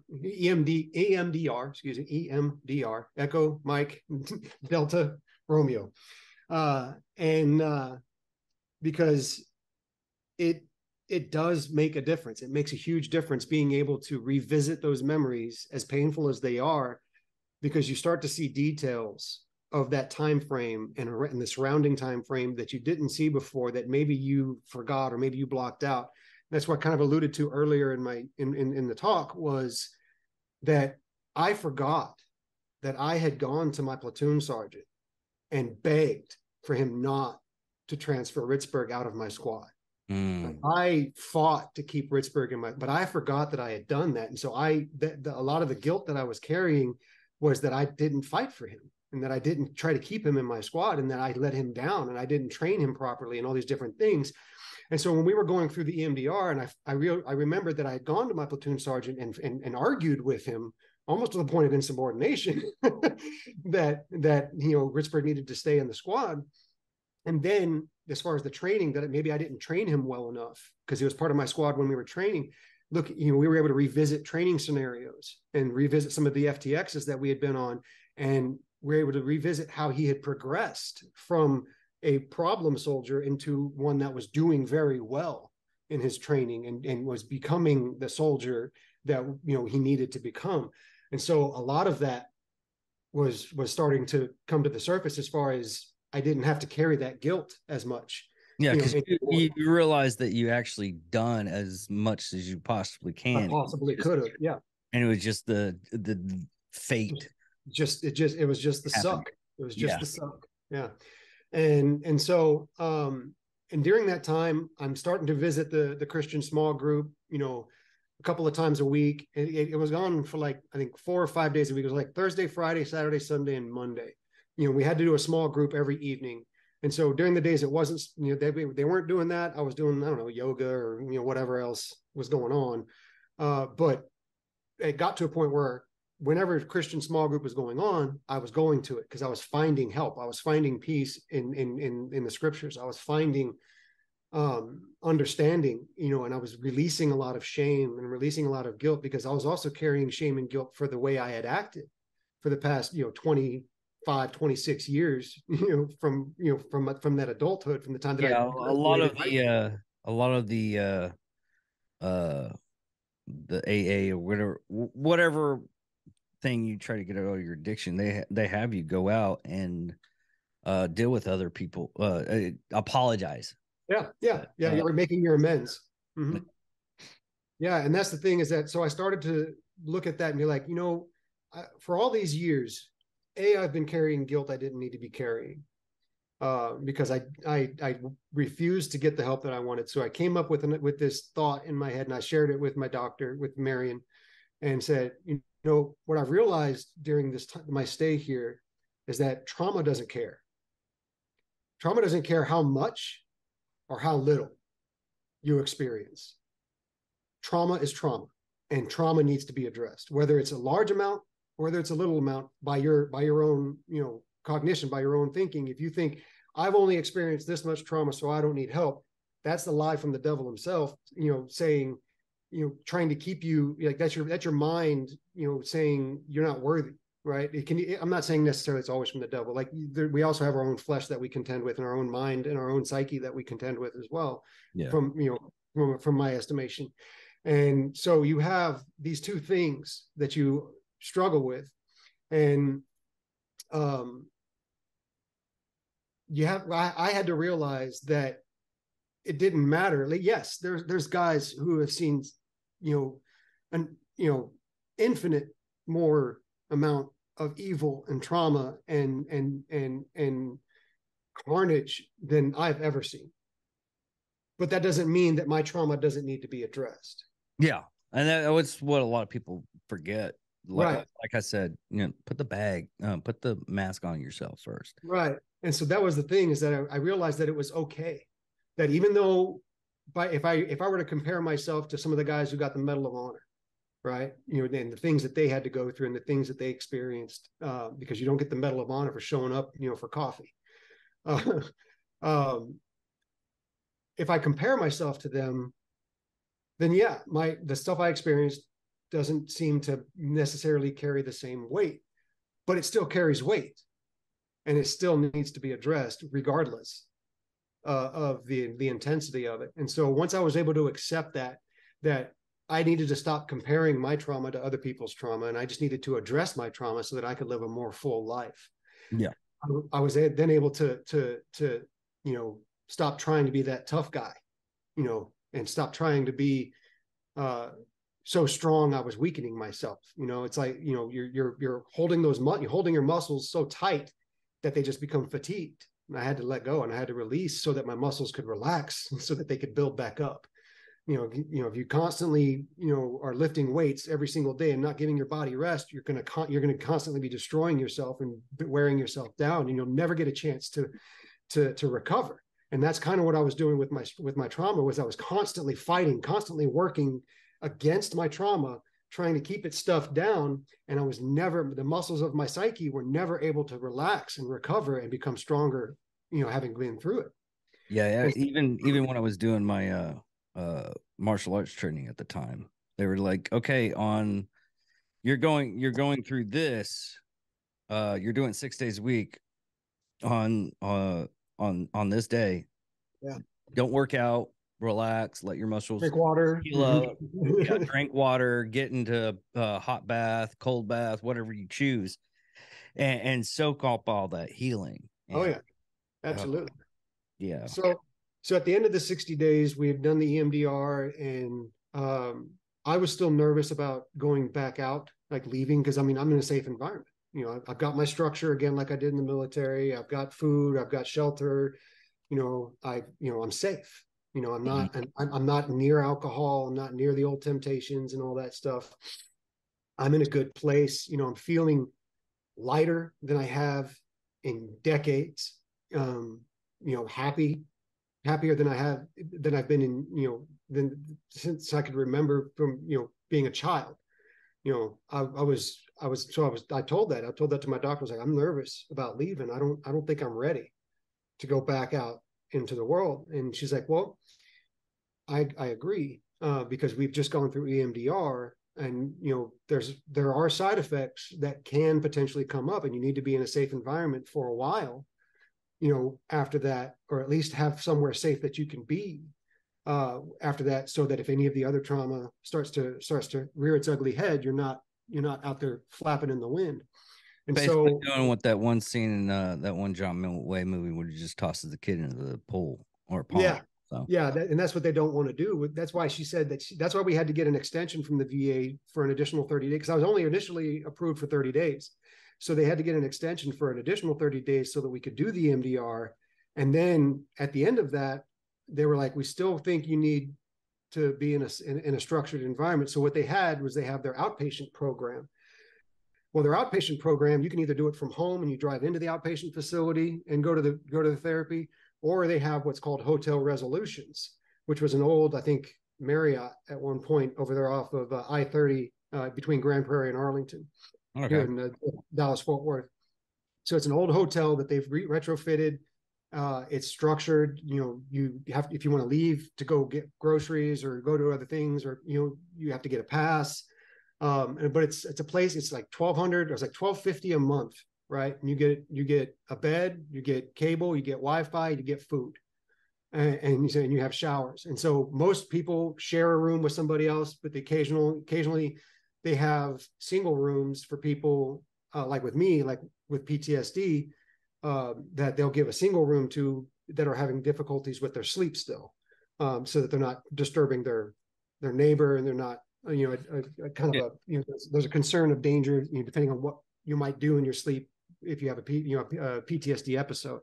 So having been through the MDR, they decided that I was going to go into one of those rooms. Well, we tried to get the VA to cover it, but the problem was that the outpatient facility and the inpatient facility, though they're both part of American Addiction Centers, they're two different corporations as far as the VA contracting goes. Okay, yeah. So they couldn't use the same contracting number from the inpatient facility for the outpatient facility. And the VA was saying they wanted me to go to the outpatient treatment that the VA offered, and they weren't going to pay for the outpatient at Greenhouse. Well, over the course of 60 days, I had grown to trust American Addiction Centers. I had grown to trust Greenhouse as an entity, as an organization. And I still had mistrust with the VA because I'd been a cop for them, and I'd seen how some of those guys get treated when they go to therapy and stuff. And I was not comfortable going into the VA for help at that point. I just think you've seen a lot of bad experience. Nothing like that actually happens. Yeah, that's what they say. But so in their charity, Greenhouse, the CEO actually put me in for a scholarship for the outpatient portion for the actual treatment. Oh, So okay. they actually covered my bill for 30 days of outpatient at the therapy. I still had to come up with $12.50 for rent at the hotel though. And at the time I really didn't have the money for it. So I'm trying to figure out where I'm going to get this money. I'm talking to my parents. But what's funny is my mom's at work. She's a certified occupational therapist assistant. She's been doing that for like 30, 40 years or something. So, but she's at work and she's talking to one of her friends about the things I'm going through. She's, kind of having somebody that she can lean on, kind of a shoulder that she can lean on. Yeah. And so she's telling this lady about it. And she didn't know this at the time, but the lady had received an inheritance from her father passing. But she wasn't using the inheritance for herself. She was using the inheritance for causes that she felt that she believed in and that she wanted to support. Snap. So she was giving to charities and different organizations. And when she heard my story, she offered to pay for my stay at the Hotel Resolutions. And so she covered my entire stay at Hotel Resolutions from the inheritance. And so again, I'm seeing God's providence at this point saying, yes, I agree. You need to be here. You need to be in this situation. You need to continue your therapy. Because I was praying to God. I was like, God, if this is what you want, make a way happen. Because I don't see a way. I don't see how this is going to happen. I don't have the money for it. I don't have the ability to do it. And in both ways, both the therapy and the residency, he covered without me having to pay a dime. Awesome. And yeah, so I mean, it's just again, and I had seen confirmation throughout the first 60 days, and this is just more confirmation that I'm on the right track, that this is what God is wanting, that he's blessing it and he is making it happen without me having to do a whole lot at all, except just obey, just follow his lead, and he'll get me through this. So while I was in that 60 days at the inpatient, I kept hearing about CR over and over again. And I started thinking about it. I was like, maybe I should try it out, because they kept talking about Celebrate Recovery as one of the options when you get out. And I remember Michael, and it dawned on me, I was like, I wonder if it's a coincidence that the guy who came up to me and introduced himself as Michael told me about CR and the archangel in the Bible was named Michael. Just it was a random thought, but I was like, was that Michael the archangel? That he wasn't really there for anything except me. I mean, I don't know, but I know that's kind of silly. But the thought entered my mind. But I knew that I needed to go to CR, and so while I was in the outpatient, you have a couple of weeks a few days where you kind of get oriented, and they determine whether or not you're in a good place to be able to leave on passes. Well, I was able to get permission to start leaving on passes because I wanted to go to Celebrate Recovery instead of AA. And there was a Celebrate Recovery down the road through Central Bible Church. Central Bible Church is a non-denominational church over here in Fort Worth, on the border of Fort Worth and Arlington, on East Chase and I-30. And every Thursday from 6:30 to 9, they have Celebrate Recovery. And so I was able to get a pass. And another guy named Bryan, but he spelled it with an I. So, there's that. Mm-hmm. But he and I would get passes. And every Thursday I had my Jeep because I lived in the area. He was from up north.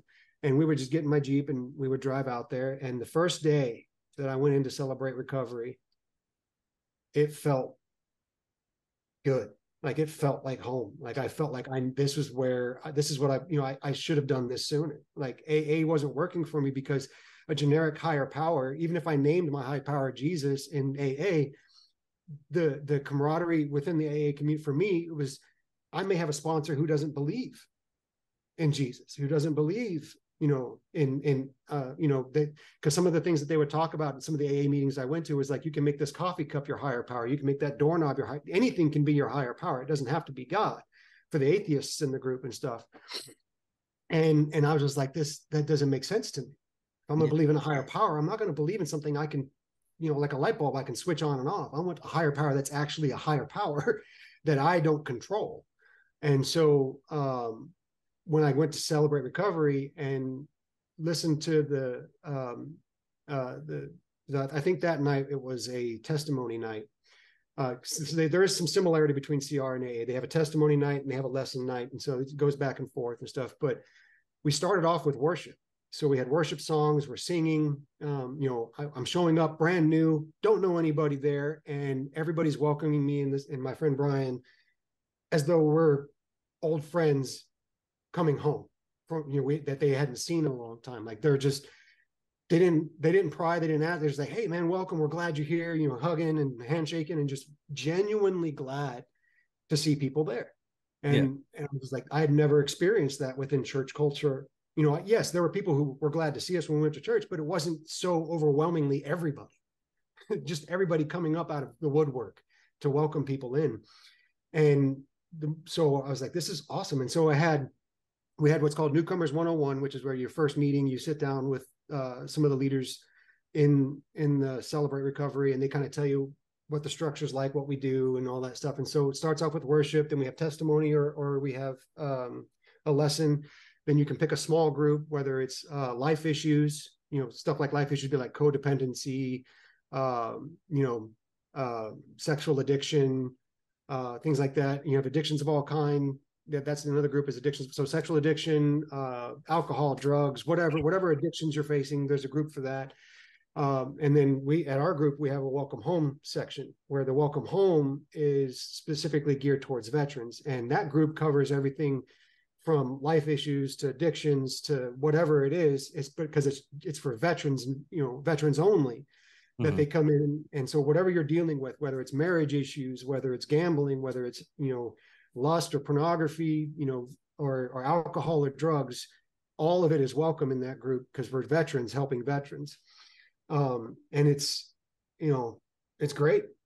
And I've just continued down that path. I ended up doing my 12 steps. I had everybody in AA was always like, do your 12 steps, do your 12 steps. I just never had the desire or motivation. I didn't want a sponsor from them. I didn't want anything from them. But when I got to CR, I wanted it. You know, I met a guy there.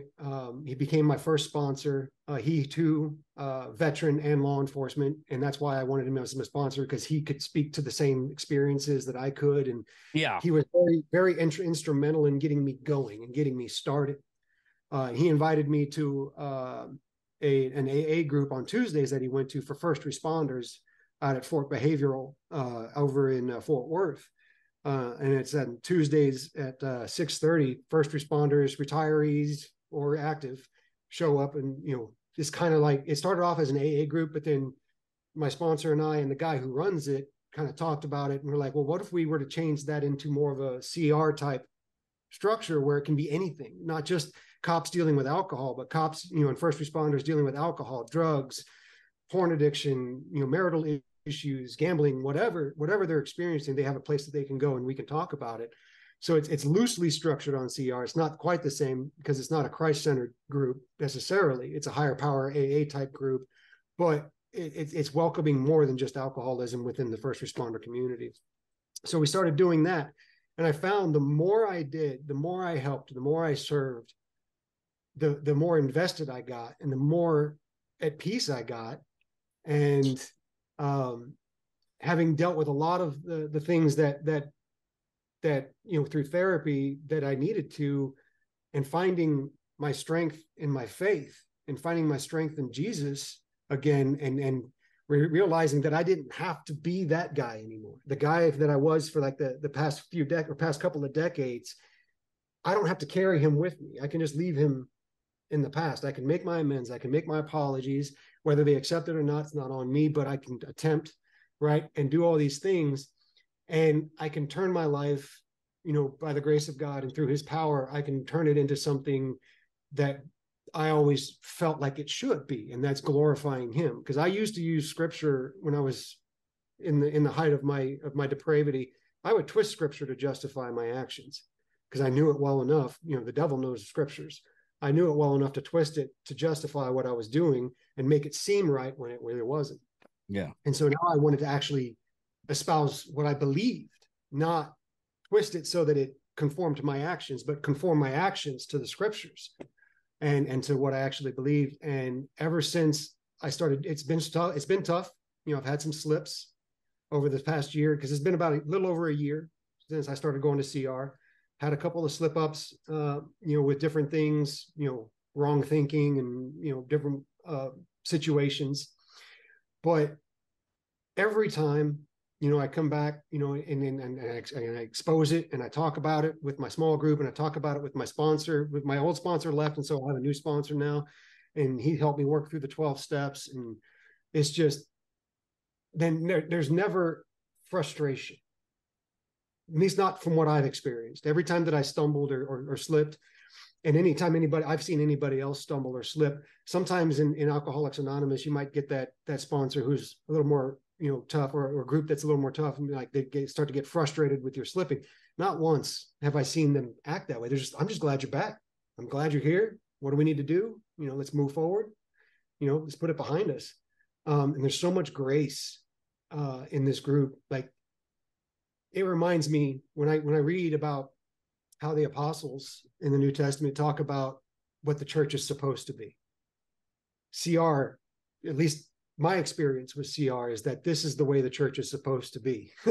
No judging, in the sense that if you're actively trying to, fend off these demons, or these traumas, or these experiences, they're not going to, look down on you, and they're going to welcome you every single time, no matter how many times it takes. And it's just been a blessing, and I can't speak highly enough of it. I speak about it on my YouTube channel often, but I realized that day, July 9th, 2021, was the day that I tried to commit suicide. And that day I needed to be there. I needed to be in that moment. I needed to be so broken, so beaten down, and so just completely decimated, so that I'd allow God back in to build me back up. Just like Johnny was talking about earlier, the, breakdown to build up. He had tried to warn me over the years, numerous times. I kept feeling him numerous times. You're not doing this. This isn't good. You're going to get hurt. It's going to cause more pain, more problems. And I ignored. So he finally said, all right, here it is. You're going to break yourself down to the point where you have no other choice but to come to me or die. And he prevented the death so that, I would be broken to the point where I would come back to him. And it's been amazing. Like, I'm not living high on the hog by any means. I was blessed enough that the VA did give me disability, and a rating. And so I am covered medically and stuff, and I do get some income from them. And I have resources now that I can get into a second career through voc rehab and stuff. And so I can start building my life back at 39 years old from complete, decimation, where, looking at from the outside, I was on track to having a beautiful, perfect life, to complete nothingness. And now I'm in that build back, mode. Yeah, I'm about to turn 45 this weekend. I'm on my third marriage. Yeah. I feel like I finally got it right. Yeah. And that's I'm another 44, thing. so it trust me, it's a roller coaster. Sometimes Sure. you get off, sometimes you gotta get back on. You forgot you're at, Well, and what's neat too, right, is as I obeyed, and as I submitted to the convictions that I was being given, and as I started serving more, I was given an opportunity to become a leader in CR. And so I'm part of the leadership. One of the oftentimes I'll be like a co-leader for Welcome Home, and but that's where we met at the outreach there at the Vet Fest. I'm there with a couple of the other leaders for the group, and it's just, the more they talk about, like, if you want to keep what you have to give it away. AA talks about that all the time. Like, serving is one of the most vital things, whether it's in AA, whether it's in there's like Buddhist Alcoholics Anonymous, there's secular, recovery programs, there's Celebrate Recovery. There's tons of different recovery programs out there, but every single one of them will tell you, service, do something, serve something. There's a reason for that. AA, the development of AA was the original thing was two guys. They're alcoholics. They couldn't stop. They tried everything to stop. They tried what it ended up happening is like, hey, let's try to help each other out. You call me if you want to go get a drink, and I'll call you if I want to go get a drink. And that's the basis and the growth of that organization. It's what a lot of people don't understand is like, oh, I can live by myself, and then that's getting the attitude nowadays, because Isolation is the worst thing you can do if you're an addict. Yes, no, isolation is the worst thing you can do as a human being. We're social Right. creatures. There's no ifs, ands, and buts about it. And that's part of that service, because when you serve, you're with people. Yeah. If you serve within AA, or you serve within Celebrate Recovery, or any of the other groups that are out there, when you serve within them, you're with people who have been through the road, been down the road you're going through or have been through. And when you have those demons start to try to rise back up inside you, they're coming alongside you, and you have backup, right? You have your reinforcement on hand. And it's also the community. The basis on that too is comfortability. Mm-hmm. When you go up to a group of people, like I do comedy on Mondays, and I'll talk to certain people, but a lot one of them actually came by and is like, "Hey, dude, you talk to everybody, but you end up just hanging out by yourself." I was like, "Y'all don't talk like me. Y'all are comedians, yeah. Y'all are pretty funny, but y'all don't talk like me."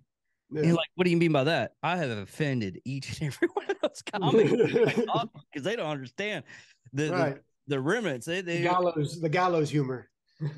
Yes, and Sure. it's to the point to where I was like, me and Johnny, the way we got together, it was not by chance. I reached out to talk about what was it, Base Camp Lindsay. Base Camp Lindsay. It's this organization. I don't even still think I know the organization is still alive and well here, but they still haven't completed their mission. No. And I got with him because what's her God? If she hears this, she's gonna Marissa, yeah. And it was just one of those chances. I saw her doing this charity. I asked I asked my father-in-law. I asked my father, and I asked my brother-in-law, and they're like, "Yeah, we went to a charity dinner to do that." I was like, "Okay, I guess it's a real charity." So I asked him. He came along because she was scared because she's a woman, and we won't get into all that. But yeah. But I ended up meeting him. He's a host now. We're close friends, and he knows I can count on him, and he knows I can. Right. He knows I mean, to put it in perspective, the the first time that I came back to film with him after we did the interview about Base Camp Lindsay, we talked for 4.5 hours. He split it up into 3 episodes, and it has taken off from there. And it's like, and now we've got Chris Jacka, who sometimes, well, more times than not now, he'll co-host with our sports show that we film on Tuesday nights. And they beat up about me. You want to put it out there. They beat up on me. You want to talk about putting David out in the middle of nowhere.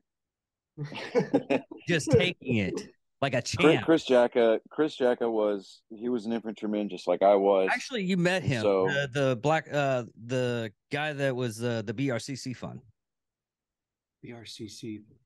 He's a big guy, big bushy beard, wore Black Rifle Coffee stuff. Yes. Okay. Chris. That was the co-host.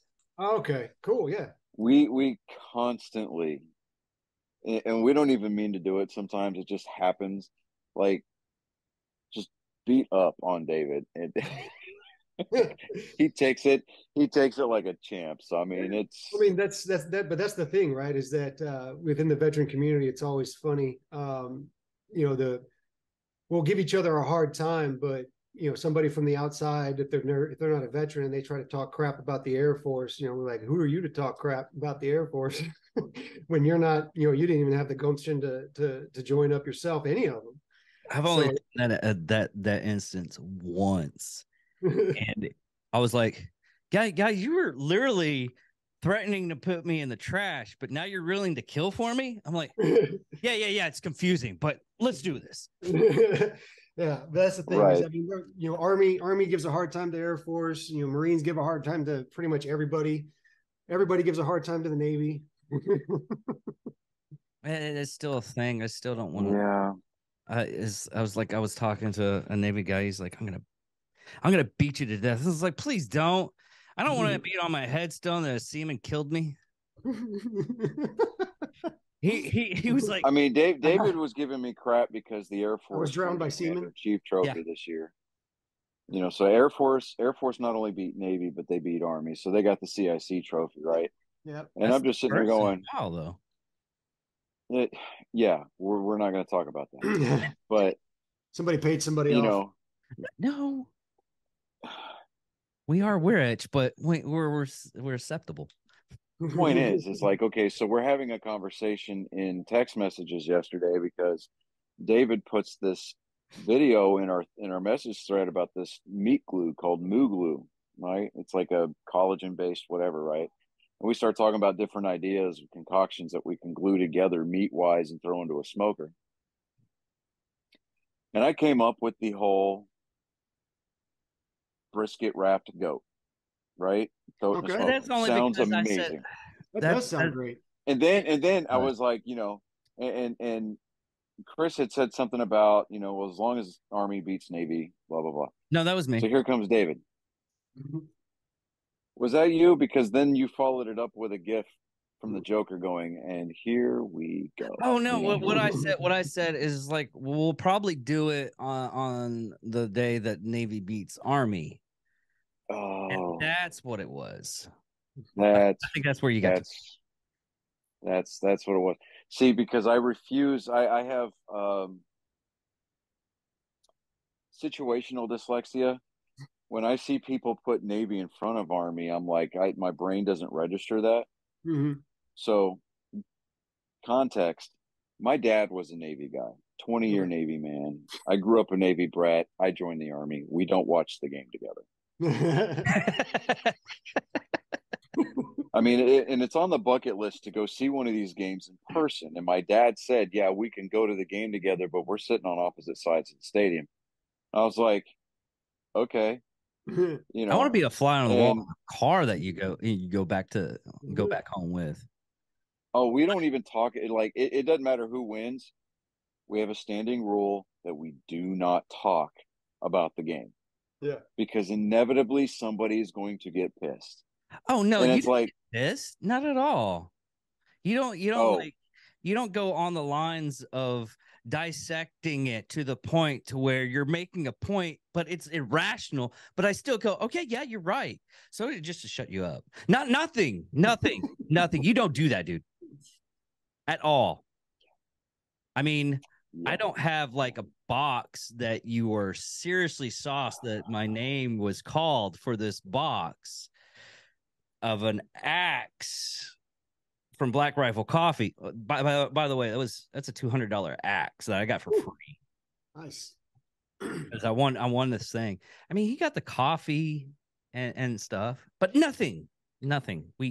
We're wonderfully friends, and we don't do anything harmful to each other.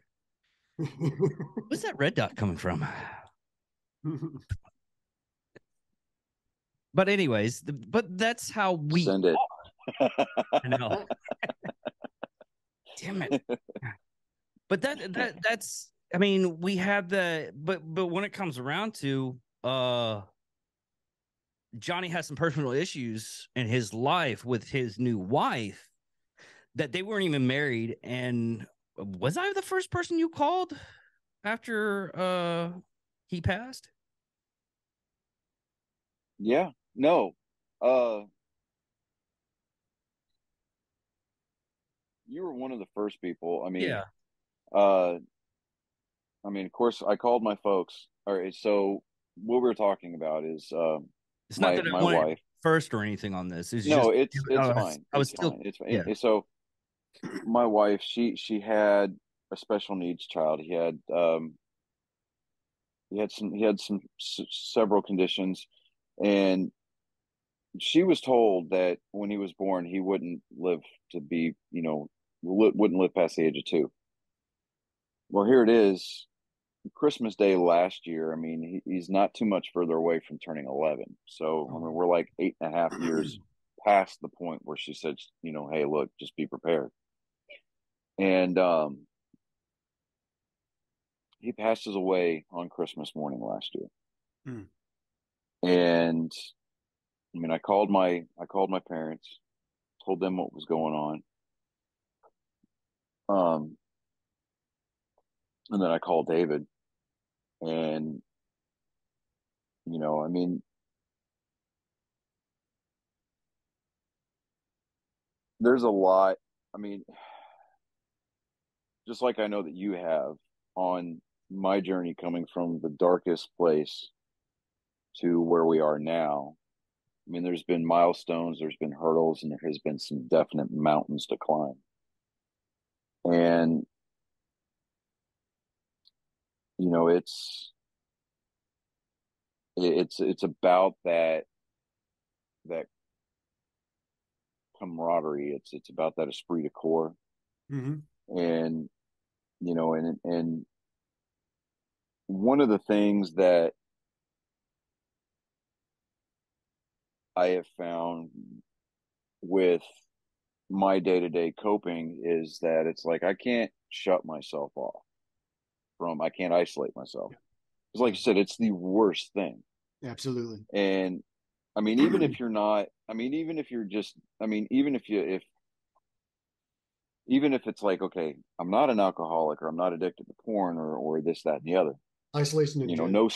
yeah, isolation in general is just like all that closet that we keep locked up needs is for somebody to jiggle the handle. Yep. It's you not, know, it's and not then every, secure. yeah, you know, and it's like, you know, they start beating on the door, and it just they don't need to be in the room. They just need to know that need you to Well, know that their presence is being felt, and it's having people like sponsors or having people like the coworkers that have the same mindset or have had somewhat same, you know, the same experiences. I think that that's vitally important. for sure.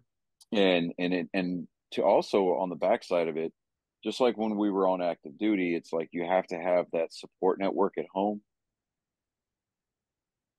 It's Yep. it's vitally important that, you know, you have people in your life that understand, Mm-hmm. you know, and Mm-hmm. that are supportive.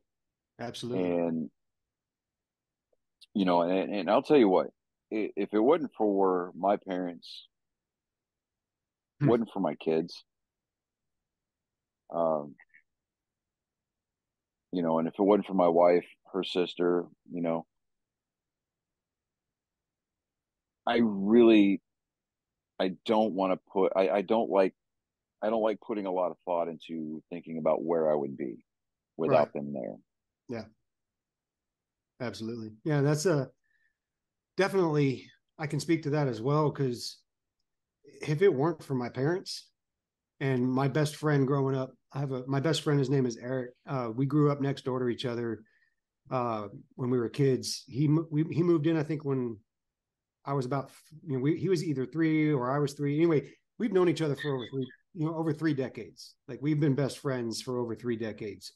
Even when I left and went military and stuff, like, we would go years without talking. And as soon as we'd start talking, it's like we, you know, picked up right where we left off. You know, we've always been that kind of friendship. And when I started struggling with my addiction, from the very start, from the very beginning, because he had dealt with his addiction, he had dealt with some addictions of his own, and you know, going to groups and rehab and all that stuff. And so he was there not a veteran, never served in the military. Came from, his dad did, you know, came from his brother served, but he also, you know, having been raised by people who were military, and then his brother was military and stuff, he could empathize at least somewhat. But he was there every single time I called, every single time I called, every single time I needed something. And times that I didn't think I needed help, he was still there and providing me the help that I didn't think I needed, but he was still, you know, one calling, hey, let's go do something. Hey, let's go. I got a soccer game. Come watch. You know, getting my butt out, keeping me from being isolating myself, knowing that that was not what needed to happen. And then he actually married someone, and she very similar experiences. They both are just an amazing, amazing couple. And she's always, she's the kind of wife that like plans a lot of things. And she's always sure to, her and Eric are both sure to always try to invite me to whatever it is that they're doing, just to make sure I'm not isolating myself, because sometimes, I think, again, speaking for me specifically, I can do it on accident. It's not that I actively seek out to be isolated. I've always been this way. I've never been the planner on things. I've always been the guy that's up for whatever. If you want to do something, let's go do it. If you want to go, skateboard in the middle of the night, let's go. But I'm not the one suggesting it. They're the one suggesting it, and I'm the one grabbing the board and running out the door. they bring it up, and I'm like, let's do it. But I'm never the one suggesting. So I've always been in that side of things. I've always been kind of the follower when it came to going out and doing things. But then when we're doing it, I'm out in front leading the charge. Yeah. I end up doing that way too much too. So my wife is so much the planner. Yeah, it's definitely a good thing. And that's not that's the reason why my second marriage failed. Obviously there's many reasons why my second marriage failed. But that was one of the points of contention in my second marriage, was that I was not someone who planned a whole lot of dates and planned a whole lot of family activities. She did a lot of that stuff. And so that was a lot of burden that she was carrying that was a point of contention at one point or another during the marriage. But yeah, the isolation leads to desolation. That's what it is. Yeah. If you don't, because if anybody who's out there who's listening to this program, if you're concerned about someone in your life that may be having a problem with PTSD or alcohol or drugs or anything, but you're not sure if they're struggling with it. You're not 100% sure if they're just, being moody or if they're actually struggling with something. Watch them. When they start drinking or when they start partying, do they, are they part of the life of the party, or are they initially part of that, but then they start to drift away? Because that's how I did it. When we would do our parties, before I started drinking every single day, the signs were there that I was isolating myself. And she even would comment on it from time to time, my second ex-wife. We would have parties at the house, and all our friends would come over. It's a great time. Everybody's laughing, having a good time. And I started off that way, but the more I drank, the more I started to distance myself. And I would end up in the garage smoking cigars by myself, drinking alone, while everybody's in the house or in the backyard having a good time. And I would isolate myself. Part of that was my PTSD, large crowds, a lot of noise and stuff like that, because of some of the riots and stuff we dealt with, both on both tours.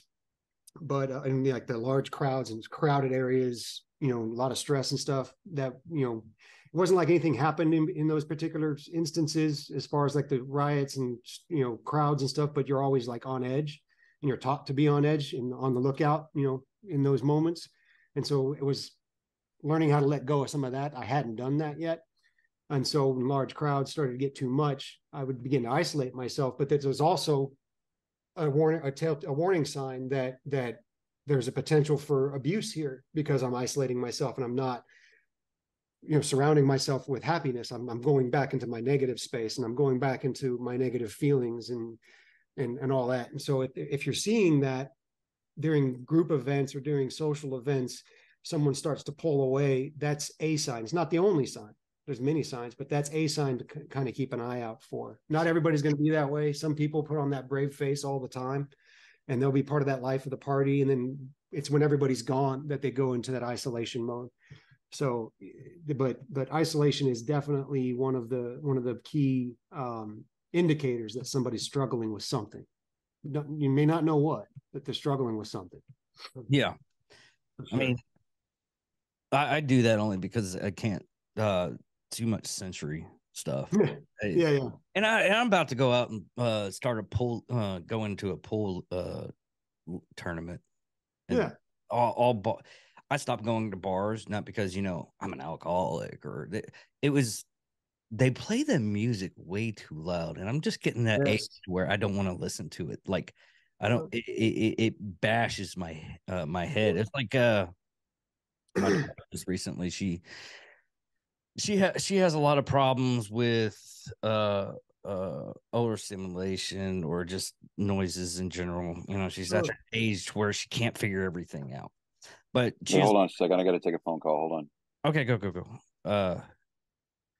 But it was one of those situations like, why is my ears ringing when I'm crying? I was like, scientifically, this is what it is. Yeah. Your crying is actually causing a high blood pressure. Right. Your heart's racing, and that's going in your ear. Right. And she's like, oh, wait, oh, I thought it was like something totally different. I was like, no, once you explain something on, well, once you actually rationally realize something, sure, it's like, oh, I was like, I was talking to a guy because I got an open policy. I'll put these videos out, and I keep constantly telling everybody, it's like, hey, we got a Facebook, we got an Instagram page. I check my comments constantly. I'm on a TikTok. I'm on all these. Right. Have a problem, reach out. I've had a couple of people reach out. I had one person reach out, and he was having really bad dreams. He was reliving the instance, and he was like, I don't know why. I was like, okay, well, let's dissect this. Are you in a lot of stress right now? I was like, well, we moved into a new house. Okay. But that's one indication. You have a lot of stress. Another indication is sometimes when you have a lot of stress, I want to say walls because that's the only way we can actually visualize it is just the visualization of a wall that we built up on that situation. You forgot about it, but in all reality, what's happening is your the chemicals in your brain is actually connecting one thing stressed out, and it's connecting to another thing you were stressed out at one point in time, and that's why you're reliving that.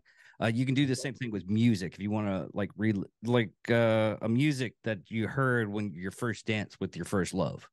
You can relive that moment if you remember that song, and you can play that song, and the euphoria and the dopamines, all that stuff. If a person can do it right, I mean, they can get really addicted to that kind of stuff. It's like, hey, I'll listen to this music and I'll listen to this song constantly. And I've been doing. It's one of those things is you start researching this type of stuff because I've always been interested in my brain after finding out my great grandmother was diagnosed with Alzheimer's. My dad's has signs of it. My granny definitely has signs of it.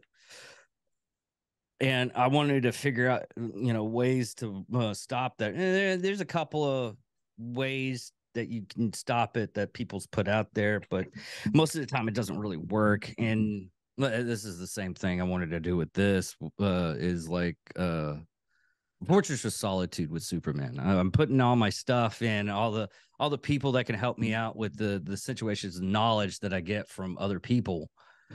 If my daughter at one day goes, I wonder what my dad means, and she'll go down through which is the big library now, data, and hopefully that will help her out, or it just helps somebody else out.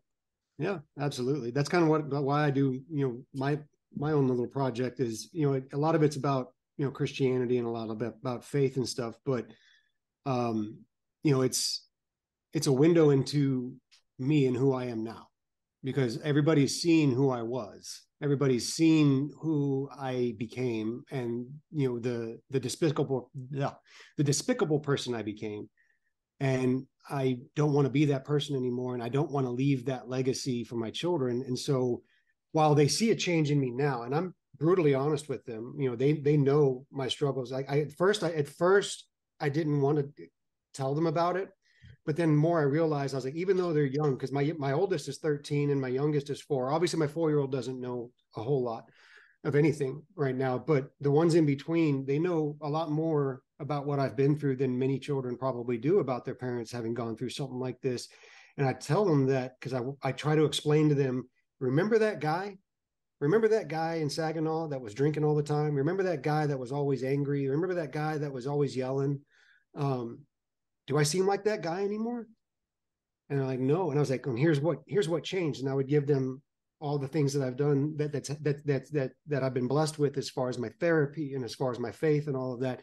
And here's where I found that peace and that restoration, so that they can see that. But also I do the YouTube thing so that later on, when they're older and they're ready to hear some of the other things that I've worked on and whatnot, even if I'm long gone, even if I'm, if my time has come, they'll still have access to me and be able to watch, me teaching and me learning and growing. Because my channel is not just about me teaching other people, but my channel is about people coming in and engaging in conversation. I want people to come in and comment on things, and we can have discussions, and I want all that stuff there and just be open for everyone to see, because the whole idea behind it was that we grow together. Not we don't ever grow when we're by ourselves. We become stagnant when we're isolated.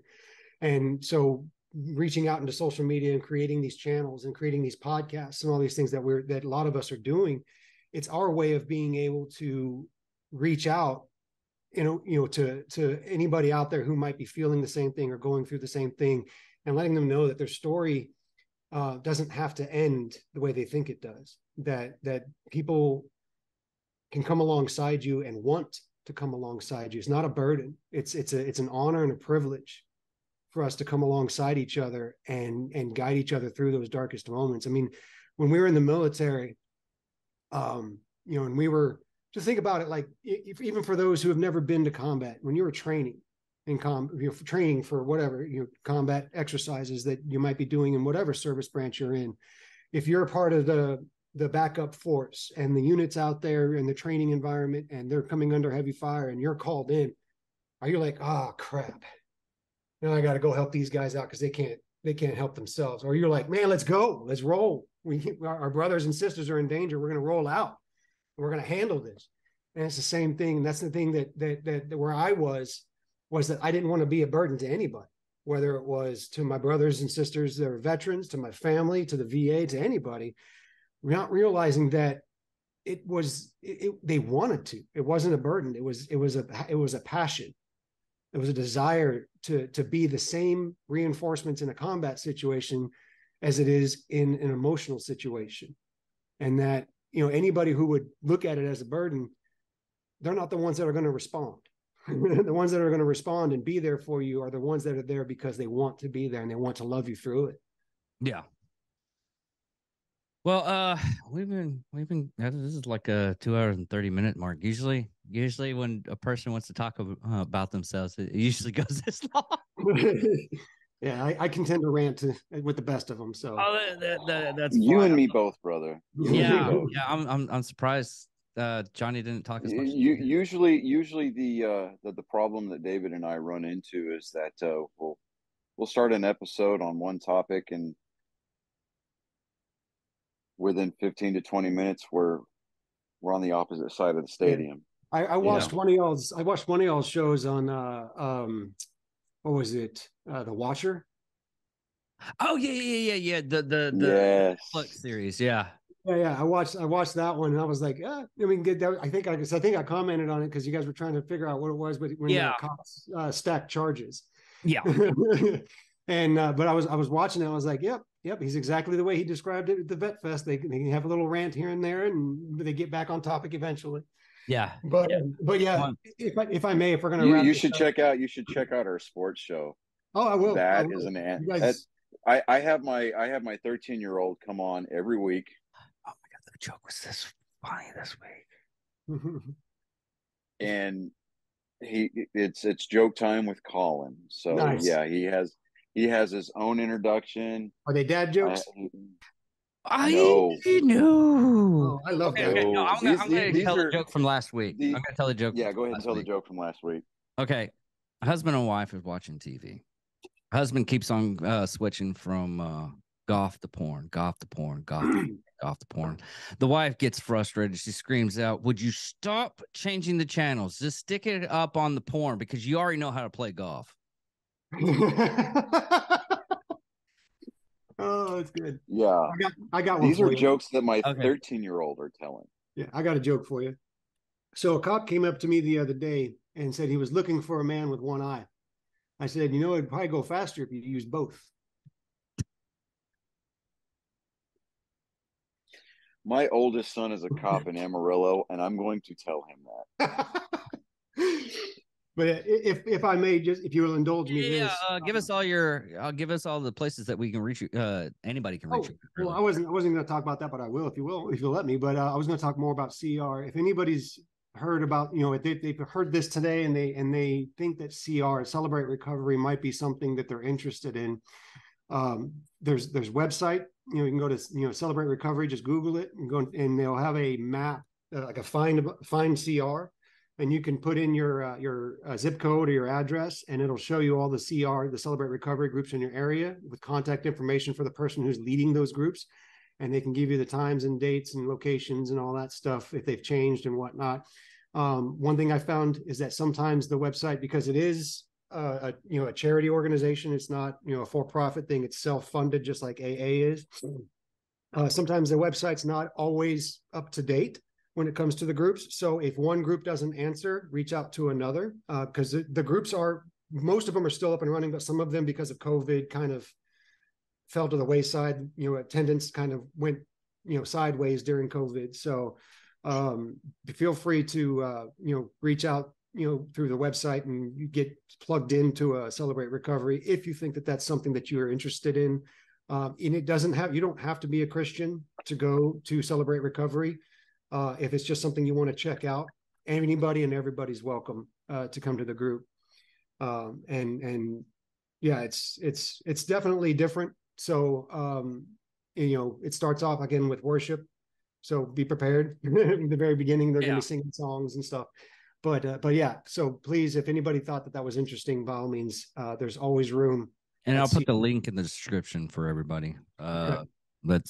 I forgot to do that on the video. I got to go back and redo that stuff. But anyways, and then with my stuff, it's Way Follower Fellowship. I have a YouTube channel. Like I said, it's mostly about Christian theology and doctrine. Right now, I haven't started this new series, but I'm going to start a new series on all the great councils, starting with the Council of Nicaea and moving forward, and talking about what actually happened during these councils, because there's a lot of misinformation about Christianity and Constantine and the New Testament and all that stuff. But it's a lot of that. And then I do like metaphors and parables. I have stuff about early church in the Lord's Prayer, Apostles' Creed, but stuff like that. So if that's interesting, I'm on Way Follower Fellowship on YouTube, Facebook, Instagram, Twitter, TikTok. It's all over the place. Okay. So feel free to hit me up there. If you want to email me, it's wayfollowerfellowship@gmail.com. That's my email. So yeah. Yeah, we'll put all that in there description. But other than that, everybody, thank you for listening. Thank you for watching. Hope you all have a wonderful day, and peace. Later, guys.